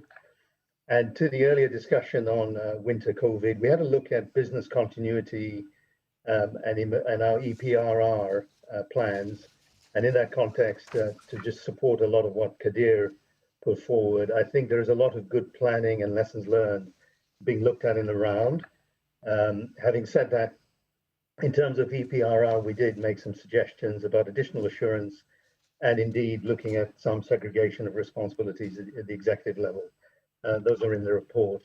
And I just wanted to ask if the board was happy to continue having EPRR as a matter reserved for board, or would like the Audit Committee to continue to look at it. And perhaps you can give me your views on that in a minute. And the last point, just to draw your attention on, was that we also ratified the appointment of our external auditors for 1 year and supported and endorsed the collaborative effort that's going on at the provider level at the NWL-SDP to look at retendering our internal audit and counter fraud and other services. Thank you. So any comments on that for Rommel? Just for point of Jane. I think I am right in saying, but correct me if I'm wrong, the EPRR should be a matter for the board. The board. It is. That's the statutory position. So I think that's what we should continue to do. Yeah, I agree with that. I mean, I don't know if there are specific things within, and it is assured by the regulators. So I think we need to make sure we don't double the workload for ourselves. But obviously you do have a lead as a NED, separate to your audit role, of really engaging in the culture in EPRR, for whatever we call it, EPRR, get the name right. So I think we need to talk about that in roles, which I do want to pick up with NEDs, because there are so many of these emerging out of the centre. There are more roles than there are people, and taking an increasing amount of time. So we need to pick that up separately, I think. Yeah? Thank you, Chair. Thank you. Shall we now move on then to logistics and infrastructure? Thank you, Chair. Thank you, Chair. So actually my points for escalation have already been covered previously on the agenda, so I think we're good on those. The only point I would raise is that we did have a discussion around the need to update the actions and mitigating controls for the various BAF risks. So I see that action has now been taken. Good. And we discussed whether BAF risk 58, which is the IT infrastructure catastrophic failure, whether the residual rating need to remain at 16 and at what point would we be able to reduce that rating. So the CIO wants to keep it at 16 for the moment and has identified the key actions that he will take in order to get us to a point where we can start to reduce that risk rating, which I think is good news. The only other point I would draw out is that we received an update on the plans to develop the next generation ambulance, which is in line with the national specification for zero emissions lightweight accessible vehicle. That was a good report, but we did ask for further updates because we feel it's going to be really important to understand critical dependencies around the progress. What sort of models are we going to use? What is the investment or the investment projections that will be required? Yep. But equally the dependencies with the ambulance modernisation programme, the Make Ready retender, the need for charging stations, implications on fuel, etc. So there are a number of threads here that we feel would be really important for the LIC to remain updated and to keep that on our agenda. So we'll get a further update at our next meeting. Thank you. Lorraine, were you looking to come in? No, sometimes when people touch their machine, it looks as though they're raising their hand. Garrett, you wanted to come in. You're on mute. Sorry, just make a quick point in relation to the ambulance of the future, just to point out that this is a nationally funded project to develop this vehicle, so we're not developing this at our own cost, but obviously if and when we develop a vehicle successfully, we will be looking to buy it in the future out of our own capital in years to come. So that's probably the key point there. I think just linking that into our planning programme, in terms of our financial planning programme, I think would be really important because as I understand it, the expectation is that the strategy will be complete by the end of 2021. Yeah, and the objective is to develop a vehicle that is capable of being used nationally, not just in London. Yeah. But I think, Sheila, you're right to raise the links with other aspects of what we're doing is really important. And pleased to see that Barry wants to keep the risk at 16 at the moment. I should imagine when we've done the CAD and the telephony, that's when he'll want to bring it down. Is that your understanding?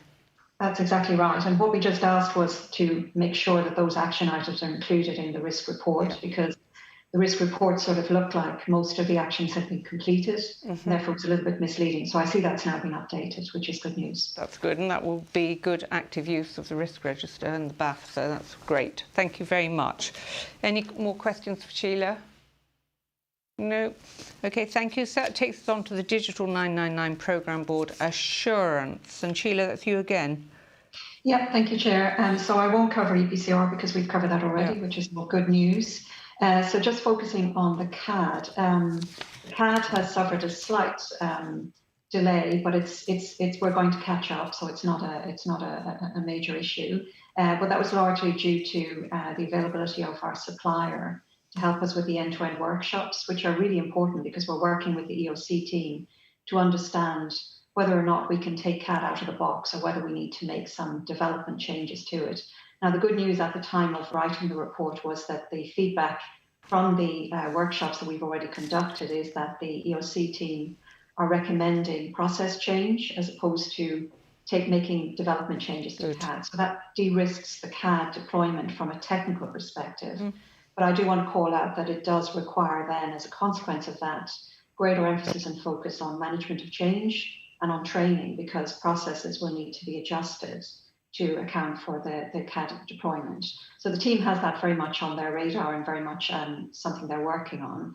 And we discussed the risk around the availability of the supplier. And I know Pdr and team have some mitigating actions that they're taking forward to address that, which I think is good news. And then the only other thing I wanted to call out, which we have touched on already, but there was a really great report we received on how the Digital 999 programme enables the Trust digital strategy, and indeed also links and enables the National Ambulance digital strategy or components of it. And we discussed the further developments, some of which have been raised already, and I do think, as we discussed earlier, Chair, it would be really great to put that on the board development session for next month, because I think what will be really important is to start developing the timelines for the various, because the possibilities are endless. So we kind of need to narrow it down into what are the most important interventions or programs we can now put in place centered around patient care, and to really make sure we have a roadmap for those future developments. And I think that will be an important next step. And to add to that, important how we communicate that, because LAS has a habit of coming up with as many approaches to doing things as we've got people. So understanding the process for getting their ideas on board and why we make the decisions we make, or that the executive make the decisions they make, really important. Thank you very much. But all good progress from where we were, I think. So thank you, Sheila, but thank you to Kadir, Barry and the team, because this is looking stronger. We're not out of the woods totally yet, I would say, but we're looking more robust from a risk point of view in these areas and sustainability. So thank you. Okay, so that moves us on then to the Remco Committee, and we are required to report annually on that, but this is to remind people that are listening that the Nomination and Remuneration Committee is constituted to oversee the structure, size and composition, including skills, knowledge, experience and diversity of the board, and to establish and monitor the reward levels and structures for the Trust executive directors and very senior managers, ensuring transparency, fairness and consistency. We met 4 times since April 20, fulfilling its terms of reference, and that is that we reviewed through the use of external benchmarks data for very senior managers' remuneration. We considered the balance of the board in agreeing to appoint a chief quality and paramedic officer, including the job description and search and selection process that, as you know, is underway right now. I think the interviews that, just to add, are on December the 10th. Approved the appointment of a new post of Associate Director of Culture, Diversity and Inclusion that Garrett has already mentioned and is crucial to our culture work, and reviewed and considered the recruitment process and appointments of existing posts, the Director of Ambulance Operations as well as the Director of Integrated Patient Care. As a result of that, the committee has requested that a policy is established to outline its approach for making such decisions. This policy is due to be received at the next meeting.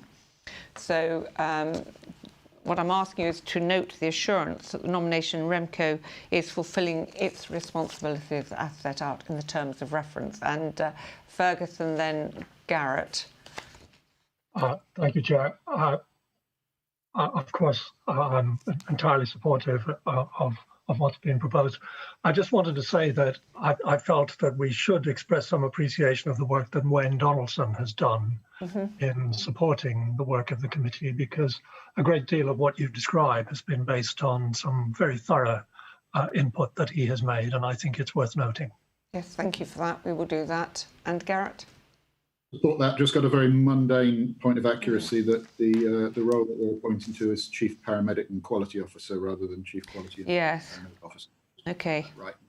Record. I think, as people know, this is a novel role for Ambulance Trust, bringing the two together, and is a great opportunity and a risk that we're hoping to mitigate. So that's it. And just to remind you, the Remco consists of the non-exec directors with the chief exec in attendance. Thank you. So approved. That then takes us on to the 18-month plan. And Kim, you're presenting this, I see. I think I'm presenting. Oh, okay. Sorry, I'm just reading on my paper. I was a bit surprised, but it's tall order for Kim after a few days. Yep. Right. Okay, Garrett. This is obviously, they've got two reports here, so a double act between myself and then Kadir on strategic workforce planning. These are 2 items that have been brought forward from the People and Culture Committee for visibility of the board and wider assurance. Point to note about from Fergus is that Wayne Donaldson has also been significantly supportive in preparing these reports, as you'll see from the papers. I think Jane's already referred to the 18-month people plan. It is really now looking to be the key document that drives and shapes what we do in the whole people and culture area over the next 18 months and probably beyond. Split into 5 themes that I think the board will be really familiar with, the culture, diversity and inclusion agenda that we've talked about, that whole area of modernising our HR operations, P&C operations. Obviously, that takes in the work on just culture and improving our process and systems and efficiency there, but also the wider modernisation of HR systems right across the piece. Health and well-being, developing the trust offer and support for all of its frontline and other staff around ensuring the best possible health and well-being of our workforce. The workforce planning that Kadir is going to talk about in a little more detail in the next item. And then the last area is probably the area where we have yet to embark on a huge amount of activity, but we need to do a lot more around talent management, organisational development, and that will be a big focus of the coming months. And as we set about recruiting to a new permanent Director of People and Culture, this is going to be one of the areas for much more significant development, so that we can continue to develop the management and leadership of the organisation that we need to transform the culture, to transform the operation physically, and also that we can support the significant organisational change, both physical change, structural change and cultural change, that obviously the combined impact of all of the modernisation programmes that we have is going to be very substantial. So I think this is a really important document, which is why Jane, as Chair of People and Culture, was keen that we give it visibility at the full board that will shape the way we take this forward. And the final thing to say is that it takes on board and looks to fulfil our obligations under the National NHS People Plan, which is subject to a separate piece of work to ensure that we conduct the gap analysis and complete that. But it's a fairly comprehensive, high-level strategic approach to the way we're going to deliver our People and Culture agenda over the next 18 months and beyond. Thank you. And Jane, I know you've been sort of, along with your non-exec panel members in the People and Culture Committee, do you or other people on that committee wish to comment on this important work? I think where we've got to is a very thorough and robust plan. It's had a number of iterations. If there's anything that perhaps it could be stronger in there, and Wayne is still looking at this, is the metrics in terms of how we will measure delivery of the plan. But we felt that we shouldn't actually hold back showing the board the plan, because clearly we want the teams to get on and start delivering that. So there are some metrics in there, but actually we now need to build those metrics into a scorecard, which we absolutely can measure the delivery of the plan. But that shouldn't hold up the actual starting the work on delivering the plan, of which there's a number of things that are already in place. Thank you. Mark, Karim, do you want to come in? It's just an important piece of our work. It's really fundamental to our success, or not. I think we're all quite pleased with it, actually. Good. Well done. Yep. Good progress. Good. Okay, thank you. Amit, do you want to ask? Just building on Jane's point, really, I guess in terms of KPIs, there are a lot of lightweight survey tools that are out there now that lots of organizations use that allow you to sort of just almost pulse surveys that, you know, take the temperature around staff morale in specific areas or progress on various things. And I don't think, as far as I'm aware, that we have a good solution for that within LAS. It may just be worth considering as a complement to some of the sort of annual indicators around RES, or, you know, around staff surveys, or the less frequent ones, something that allows us to take the temperature in different areas and in different ways of staff engagement, staff. I mean, We do have a number of means of doing that, and it's probably worth maybe taking you through them offline. And we have used them on a number of occasions, most recently through the COVID period, to temperatures, as you put it. But whether we make the most use of it and whether we do it in a structured fashion, and whether that ties in closely to the more formal performance metrics that I think Jane's referring, that we need to develop and agree. I think they're all very good questions that we need to take forward. So I think just building on that, we know we've got 5 or 6 microcultures where things are not good. If we were focusing them in those areas, that would be helpful.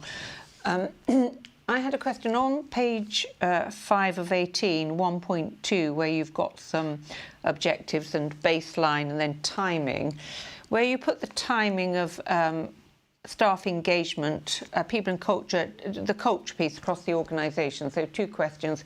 Will that delve down into the existence of sexism in our organisation? Will that take that work forward?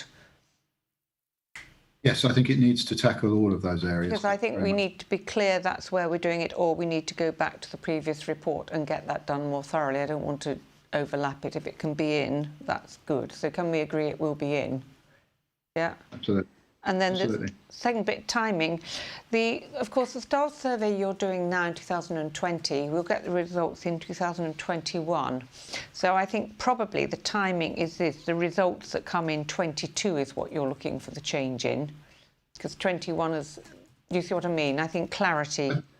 Well, I think that's the case every year. I think we'll be looking for the results to improve in current going survey based on the work that we've done over the last 12 months and the areas we've focused in. But this is obviously taking the work to a new level over the next 12 months, and we'd expect to see further. And I would just say the baseline is second bottom of ambulance trust, but we do need to remember there are about 400 trusts in the country. Is that about right?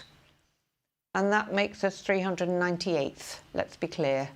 We have a long journey to go, and sorting out those disciplinaries and grievances will go a long way towards sorting out the culture, linked to the work that Trisha's already done around service improvement and quality and approach. But we do have to make urgent steps in that direction. But it's really welcome to see it, but we have to keep this, as I say. I think, Jane, the question will be how often the board sees something on this as opposed to your committee.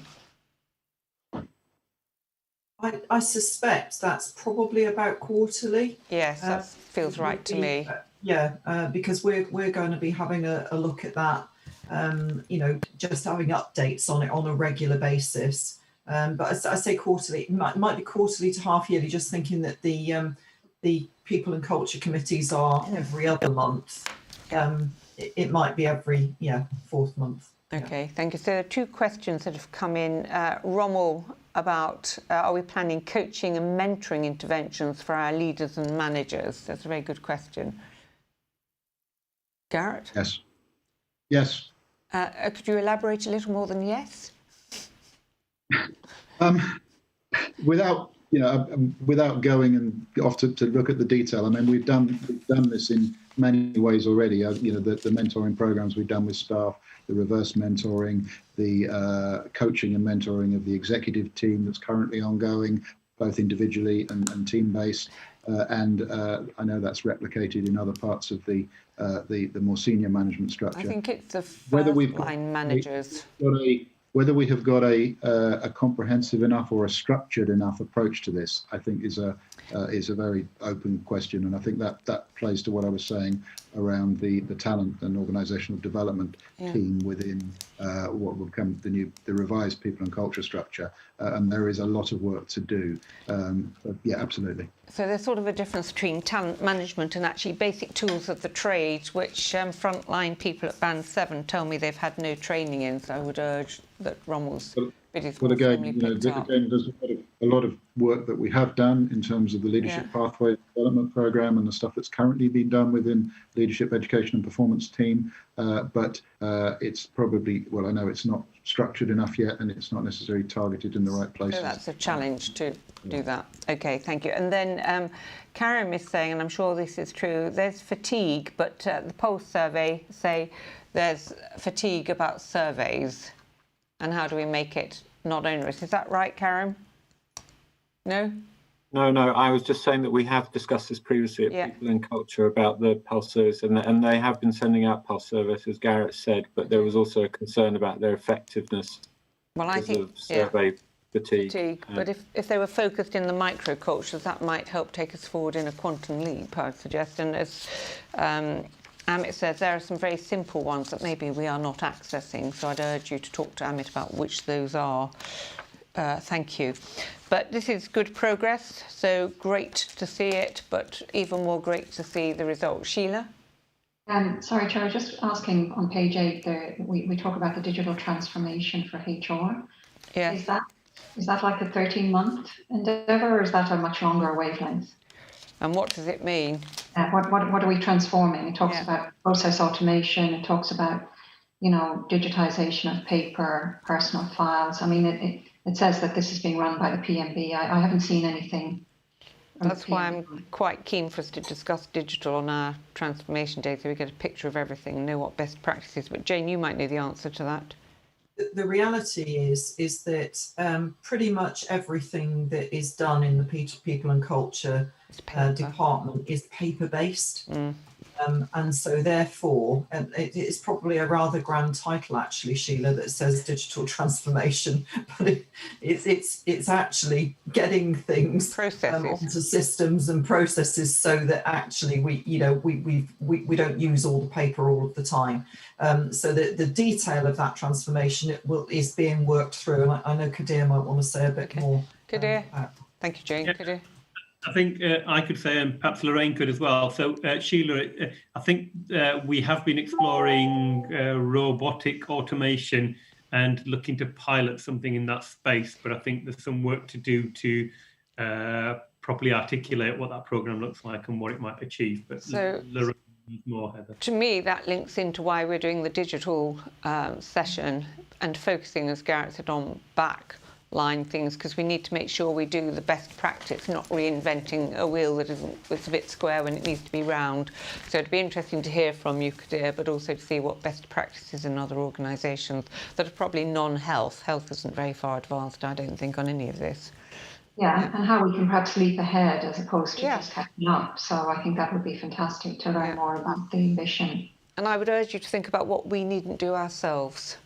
Yeah. You know, I think that's quite a difficult concept for health organisations, but actually we shouldn't be doing things we're not expert in, and there are other ways to do some of these, so I'd really want to push that. But we can hear more in December, and you'll update us too, Kadir. Yep. Thank you. Did I see another question? Rommel, yes, the whole corporate service modernisation is all part of that, which this will inform. Yeah, thank you. So well done for that. Now let's go on to the strategic workforce plan, long awaited, and very pleased to see it. So who is presenting on that? It's for Kadir to lead on. Kadir. Thank you, Chair. I'll take the paper as read, just do a few headlines. So obviously the LAS is not unique to the challenges we face in relation to securing and maintaining our clinical workforce requirements. Build into that the fact that obviously workforce planning requires at least a 6-month lead-in time once you actually know what it is that you want. It's incredibly important that we get ahead of the game, and with Jane's support and working with P&C colleagues, we've managed to pull together a plan. Now, that plan is predicated, I have to say, on a set of finances that obviously will still need to be negotiated and agreed for 21, 22 and beyond. But we had to start somewhere, and we had to start with a set of assumptions. So the assumptions in relation to the financial plan are largely predicated on continuing to secure levels of investment that we've seen in 2021, COVID aside. The second challenge within this is obviously we've built into those assumptions our learning from COVID. We've built into these assumptions our commitment to deliver our operational performance and response times, be it in call handling, clinical services or patient-facing services every day. We've built into this starting to scope and understand some of the requirements that may be required for primary care networks, albeit that's still work to develop and agree and fully understand. And we've also built into this some understanding of the potential opportunities of realising the real opportunity within volunteers, students, and other emergency service partners such as the LFB. All of that takes us to a plan, which is a dynamic plan, as I think Jane alluded to earlier on in the meeting, is a dynamic plan, but it does look to increase significantly some of our workforce establishments for integrated urgent care, that's call handling of integrated urgent care, our health advisors increasing the establishment by circa 200. For emergency operations centres, our control rooms, circa increasing the call handling establishment by 120. And for ambulance operations, that's our patient-facing ambulance response, increasing our establishment by circa 450 frontline crews, of a clinical mix that may be registrant and non-registrant. So the plan sets out a really ambitious profile of what we think we need based on what we know at the moment, with a set of governance and program resources to deliver it, recognizing that it will be dynamic, but if we start here and aim for something, we can adjust in year as our understanding of the financial and other kind of wider environment takes shape and kind of solidifies. So that's the plan at the moment. Thank you. Jill, were you wanting to come in, or was that a move? No, it's really difficult, but Fergus does.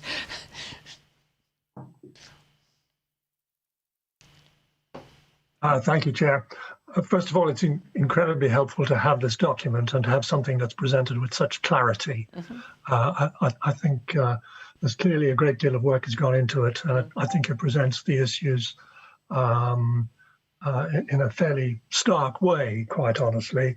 I mean, there's obviously the question when it comes to registrants of our ability to find that many people, given the supply issues. But I think the other question is around efficiency. I noticed, for example, when we were looking at the proposal relating to Bow and the increases there, that the point was made that, you know, constantly increasing the numbers raises issues around the potential for automation.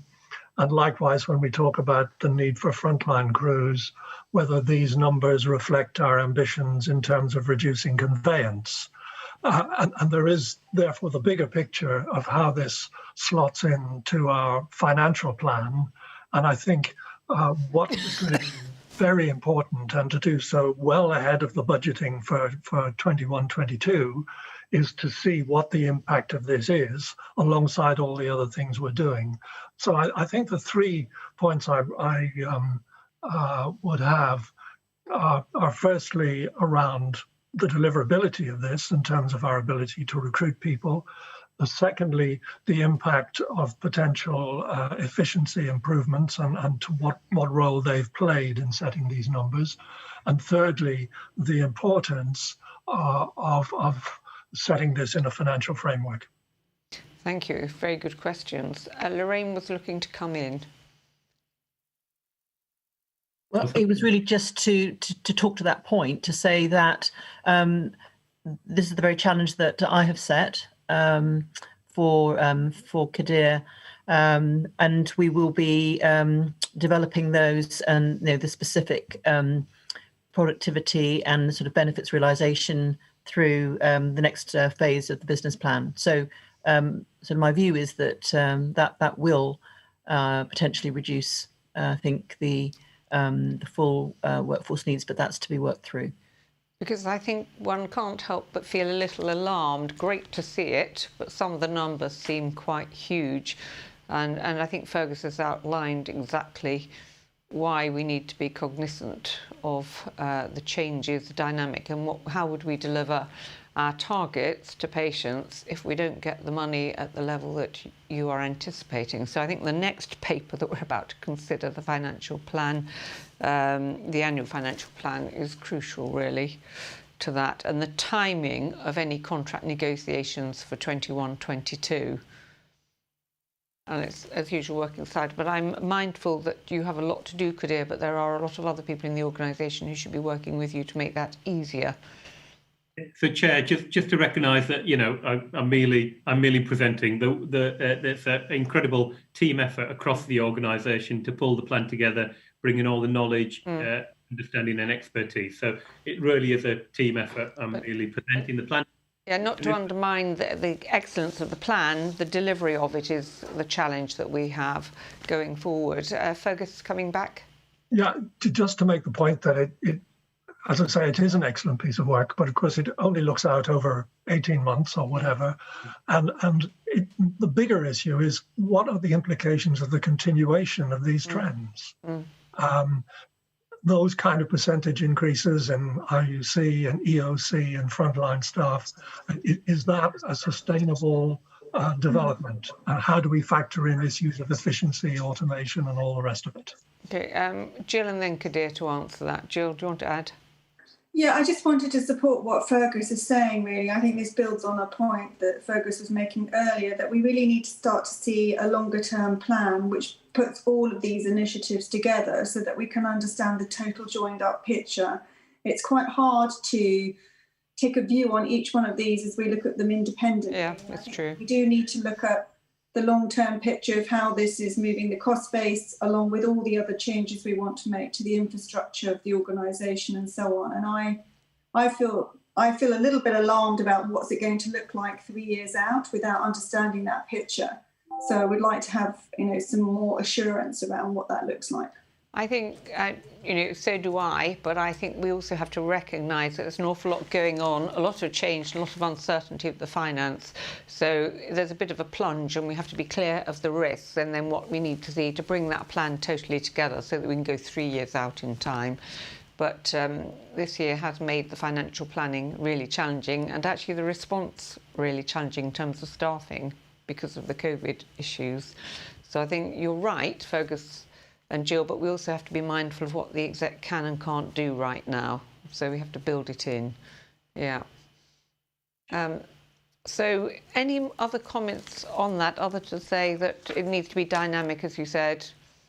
Chair, just one final point, if I may, just in the context, obviously I haven't got the answers to Fergus's 3 challenges, but I think we absolutely need to take them away. I think just building on Fergus and Jill's point, we also need to understand what the wider systems ambition for us is. Yeah. Because actually, if they, like we see through 111 First, are channeling a lot of the public and patient access for healthcare through the ones, through the nines, then ultimately we need to agree with them the income and the expectations for growth within that. So it's just joining that up. No, you're right, but I think the big word is if. Yes. Yeah. That has yet to be seen to be the case. Okay, so work in progress, but it's a good step forward from where we are, but we do need to align all of our pieces of work. So I think we note that and we move on to the annual financial plan, and hopefully you can tell us a bit about next year as well, Lorraine. Well, I wish I could. So I think really just to pick up that last point, I would no one would want to be presenting the next 3 to 5 year plan at this point more than me, but also just to note that it is partly a consequence of the fact that we've got a 1 year CSR review. So, the NHS kind of writ large is still working on 1 year at a time. And right at this point, we do not know whether there will be a return to contractual normality next year. I think it's highly unlikely, I think, as we look at this. But just coming back to this particular paper, just to remind the board that we did approve a version of this during the last business cycle in September, subject to confirmation of the North West London ICS plan. So what I will just focus on is the changes, the updates from that. Good, thank you.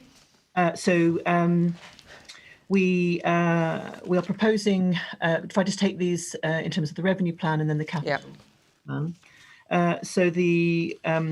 We're asking the board to approve an income envelope of 522.2 million. That was based on the a month 4 forecast. That was what was submitted through the North West London ICS. So that sits and is entirely consistent with the plan that North West London ICS has sent in. Just to note that was a reduction from our organisational plan of 5.1 million, which related to the exclusion of COVID surge contingency, and that was in line with the financial principles that we agreed as organisations within the ICS, but also to note that there was an expectation that would be held at a system level, and that is the case. I referred in my finance report earlier about the key risk around this plan was there was a a system assumption that the loss of income other than NHS, so largely private income, was going to be centrally funded. And there was some 60 odd million at a system level that our plan was predicated on. And I can confirm that that has now been confirmed. Whilst the plans have been submitted and North West London's plan has not been requested for a resubmission, I think a couple of other systems have. But we're just going through that final case. So I think we're really as close as we can be to assuming that this is now going to be the final agreed plan. The final thing, I think, just to also note that this plan, from a revenue point of view, is predicated on delivery of a 1% CIP. Again, this is consistent with every other organisation. And we did flag at the last paper that we are also increasing the CIP to cover the revenue consequences of the business cases that we have approved. So this assumes delivery of a 4.3 million minimum CIP for the remainder of the year. I think the other important point was that in terms of the system delivery, we noted that the elective recovery programme for the acute sector is subject to a system of incentives and benefits, and potential penalties should the volume delivery not happen. And I can confirm that that our plan is not subject to those either benefits or penalties. The only other thing to note is that the control total, if you like, is actually a surplus of 2.3 million, and that was really just a function of the final confirmation of the central funding that I've alluded to. There was no sort of implication of any change in our underlying position. And then the only other thing before I take it to question, or before I maybe move to the capital plan, is to note that we had flagged, I think, a risk around this plan. And as we're going to come on and discuss in the BAF risk, we are proposing actually that the risk around delivery of this plan is now largely mitigated because of the confirmation of the central funding. And so that risk we're proposing will move down to a 10. Those are the main things on the revenue side. Should we take questions on the revenue side now? Yeah. And this risk going down to 10, because I don't think I'm the only person concerned about the 4.3 million CIP by the end of the year. Fergus, did you want to come in? But can I just say, we do have the component of that. I would just stress that it's a minimum of 4.3 million. I think we are aim in terms of what we're standing up for the remainder of this financial year is we are aiming for a higher level, but I'm confident that we do have the main components of that to give assurance. I think the key thing that the Vic would and Fergus would come back on is that I acknowledge that a large part of that is non-recurrent, but I think there is assurance around the delivery for 2021. Fergus? Yes, thank you, Chair. Obviously, first of all, the FIC wants to support the board endorsing this plan. And we did discuss the risks, and we'll come to this under the next item. And I think we were content that a great deal is happening in order to mitigate those risks.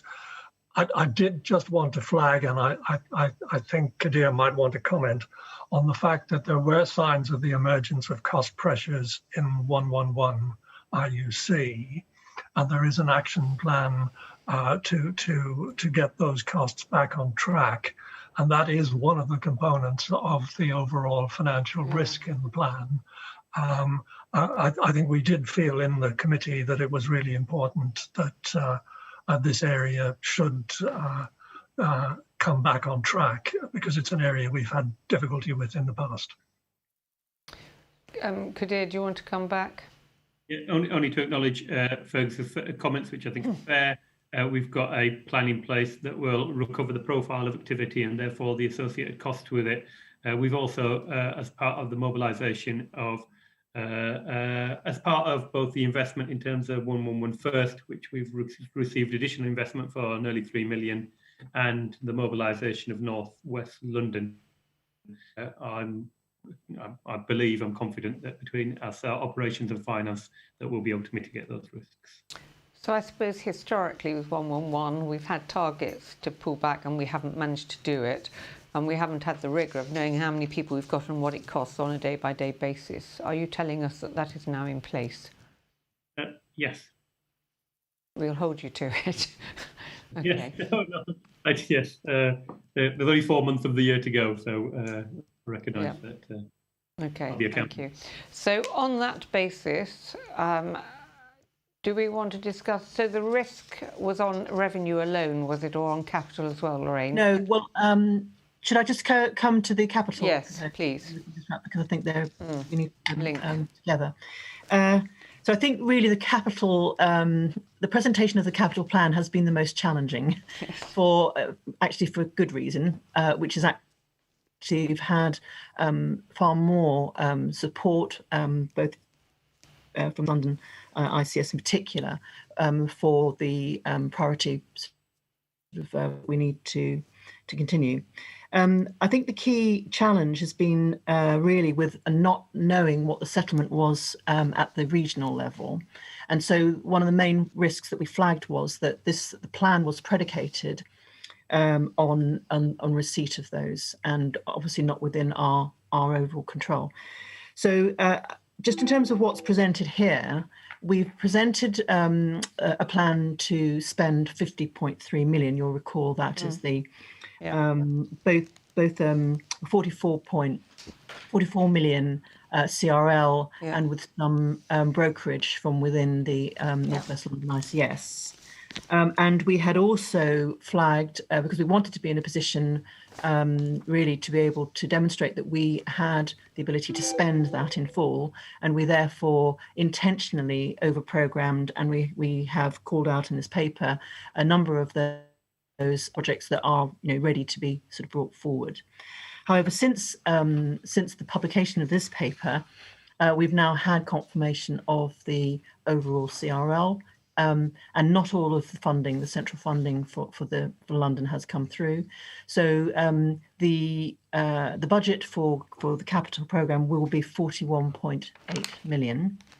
And what I am proposing is that we still need to just complete the prioritisation now within that reduced amount. Just to remind you that it is more than double our normal capital. So there still is a real focus and a need to get on and spend. But what I would ask is that we note the full range of projects in the 50.3 million, but that we ask that we delegate to the chair to complete the final project level and approval for the 41.8. It will be a subset of the projects that we have set out here. So I think, Lorraine, I discussed with Garrett this morning, I think we need to see that the proposal put forward doesn't impact on the BAF or the risk register of the items that we've set out. And to do that, I think I would need assurance from the various subcommittee chairs before being prepared to take chairman's action, because it is we were very ambitious, and for example you've got 1.6 modernisation, which I take to be part of our ambulance programme, and we're busy setting contracts, so what is it we're not going to do? I think we have to be assured it doesn't have a quality impact from a quality point of view, and a safety one, and link it to the BAF and the risk register. Before I could be prepared to sign that off. Qadr, you wanted to come back in? Only that against that significant, the circa 50 million capital, at the moment the risk adjusted figure was circa 45. So the gap between the 41.5 that's now available versus the 45 is a smaller figure than the target we were aiming for, because when we reviewed it and risk adjusted it, we identified some. Yeah. So we still need to look at that against the risk register in the BAF. Yeah, absolutely. Before we can do that. So the timescale for doing that, Lorraine, is what? Well, I think we can confirm it within, well, Kadir, looking to you, I mean, certainly it's a this week, confirmation. Because I think, I think Sheila would be right to say, what impact does that have on the LIC agenda in particular, and Tricia and Mark on the quality, and Jane and colleagues on the people agenda. And that's what I think we need to do to get assurance to be able to move it forward. Perhaps Lorraine and I can do a paper, Chair, for circulation via yourself. Okay. Week. Fergus? Just to add, Chair, that we haven't actually spent a great deal of this yet. And therefore, in putting that paper together, the deliverability of the revised number should also factor. That's totally true. I agree with that. Okay, so if we can do that, and then it is the 30th on Monday, and non-execs can be quite busy, maybe not as busy as you execs, but pretty much so. So just bear that in mind, will you?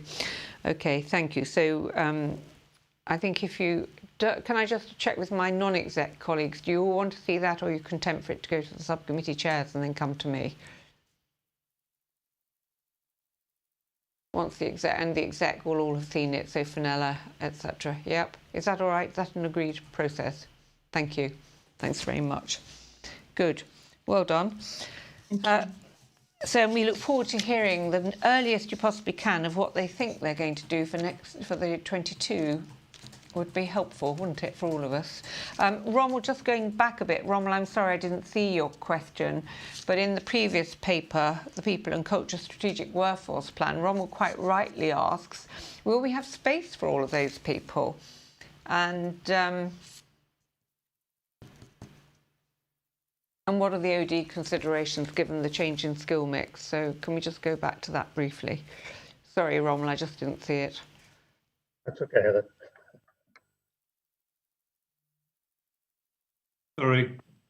So it's a good question. Let's give you some assurance that that's the case. So we are alongside everything else looking at what our corporate stacking plan looks like going forward. So there's a conversation there. Obviously, a significant investment this year has gone into control rooms and call centre expansion. So yes, we've factored in our call handling and our telephony-based clinical workforce into the expansions in control rooms and call centres.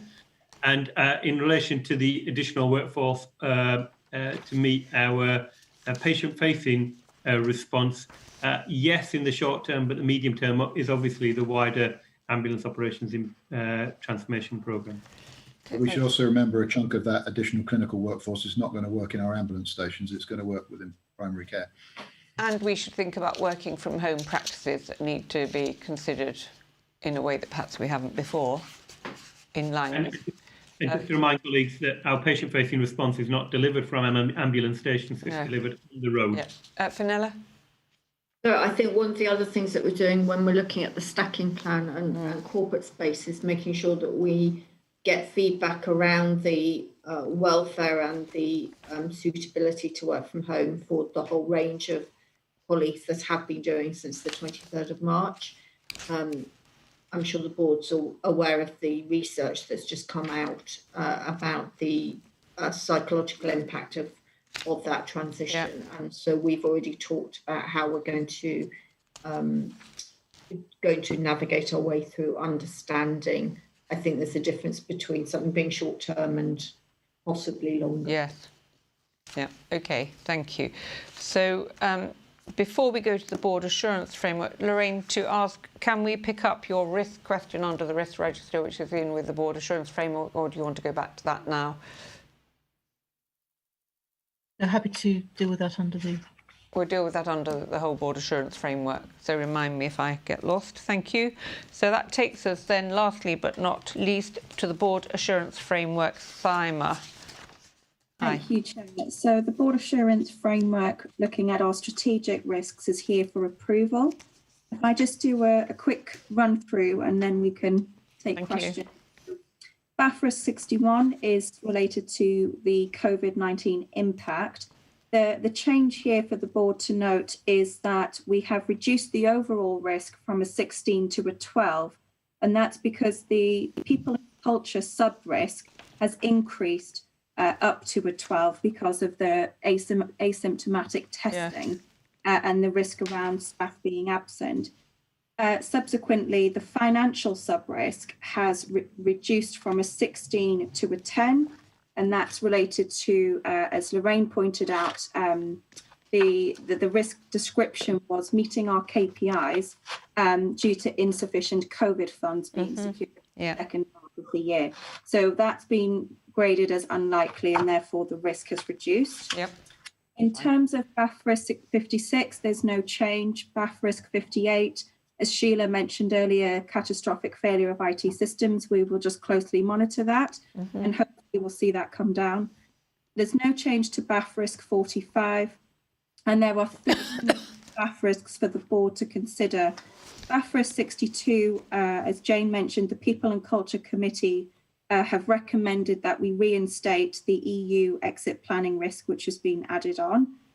BAF risk 63 is a completely new risk relating to national uncertainty over future funding arrangements for 21-22, was reviewed by the FIC and has been added for approval with a residual risk rating of 15. And apologies, there is a typo on the summary sheet saying 10, but that should say 15.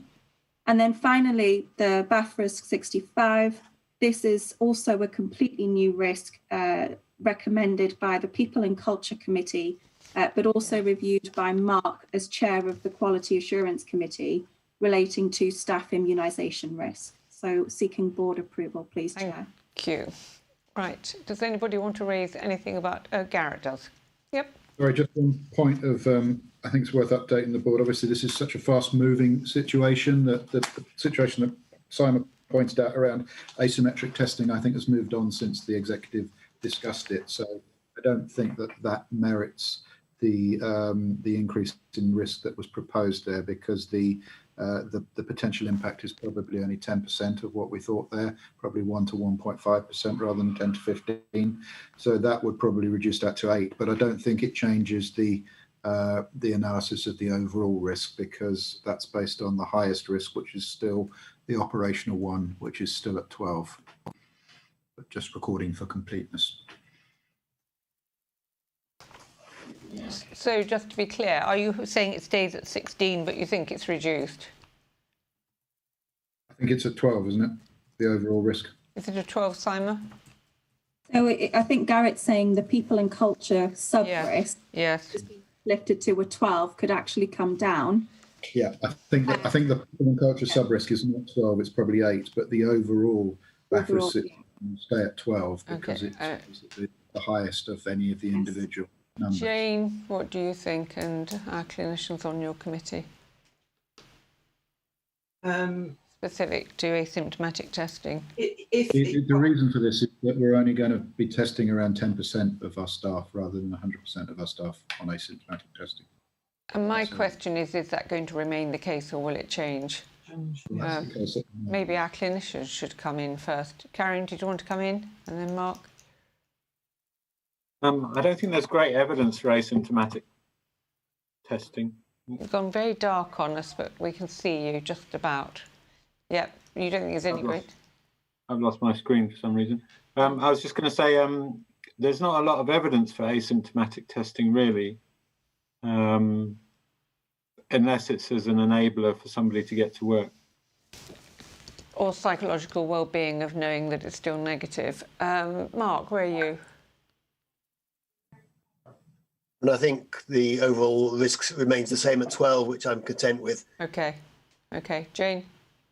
Yeah, I'm content with the overall risk. Yeah. Okay, and we just have to keep that under review, as we do all our risks. So other than that, can I ask if we approve the proposed changes to our BAF? Yep, getting a yes from everybody. Thank you. Heather? Yes, Rommel. Sorry, I had one question. I'm sorry I missed the FIC discussion that discussed this. The funding risk, which I agree with, I think there are two separate things. There's a funding risk, and then the item that we originally asked at this board to have discussed was around the financial sustainability and viability of our 111 service. So, you know, when we think of emergent cost issues, as Fergus highlighted on 111, that Kadir and the team are keeping an eye on, but also the growth in 111, there is still a risk around evaluating and ensuring that that 111 service is scalable. And that's a separate point to the funding of it. Okay. I'd still like to see that separated. Garrett? I think we had a rather large discussion about this in FIC, and I don't really want to sort of replay it all, but I think we don't believe that currently there is a quantifiable financial or scalability risk here. Now, that's not to say that won't change in the future, but that's no different to all of our services at the current time, because we have no assured funding beyond the end of 2021. So it's not a separate issue for us. It's part of the overall sort of risk around ongoing sustainable funding beyond the end of this financial year. Yeah. Okay, well, if FIC discussed it, then I shall go back into my spot. I'm sure we can pick it up later. Thank you very much. Are there any matters? Kadir, did you want to come back? No. Any other business from anybody? Only, Chair, just sorry on that point, was to say that I'd agreed with Rommel that we'll do a bit of a deep dive on 111 to get urgent care finances and forecasting and demand, etc. So okay, I think life is all about timing, is what I'd say to that. We have a lot on, don't we?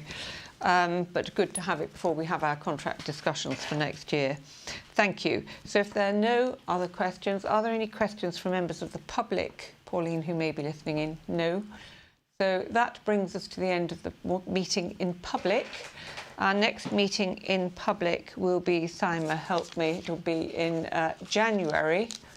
And the date of the meeting in January is? Sorry, Chair, I need to have a look. It's not on the agenda, apologies. All right.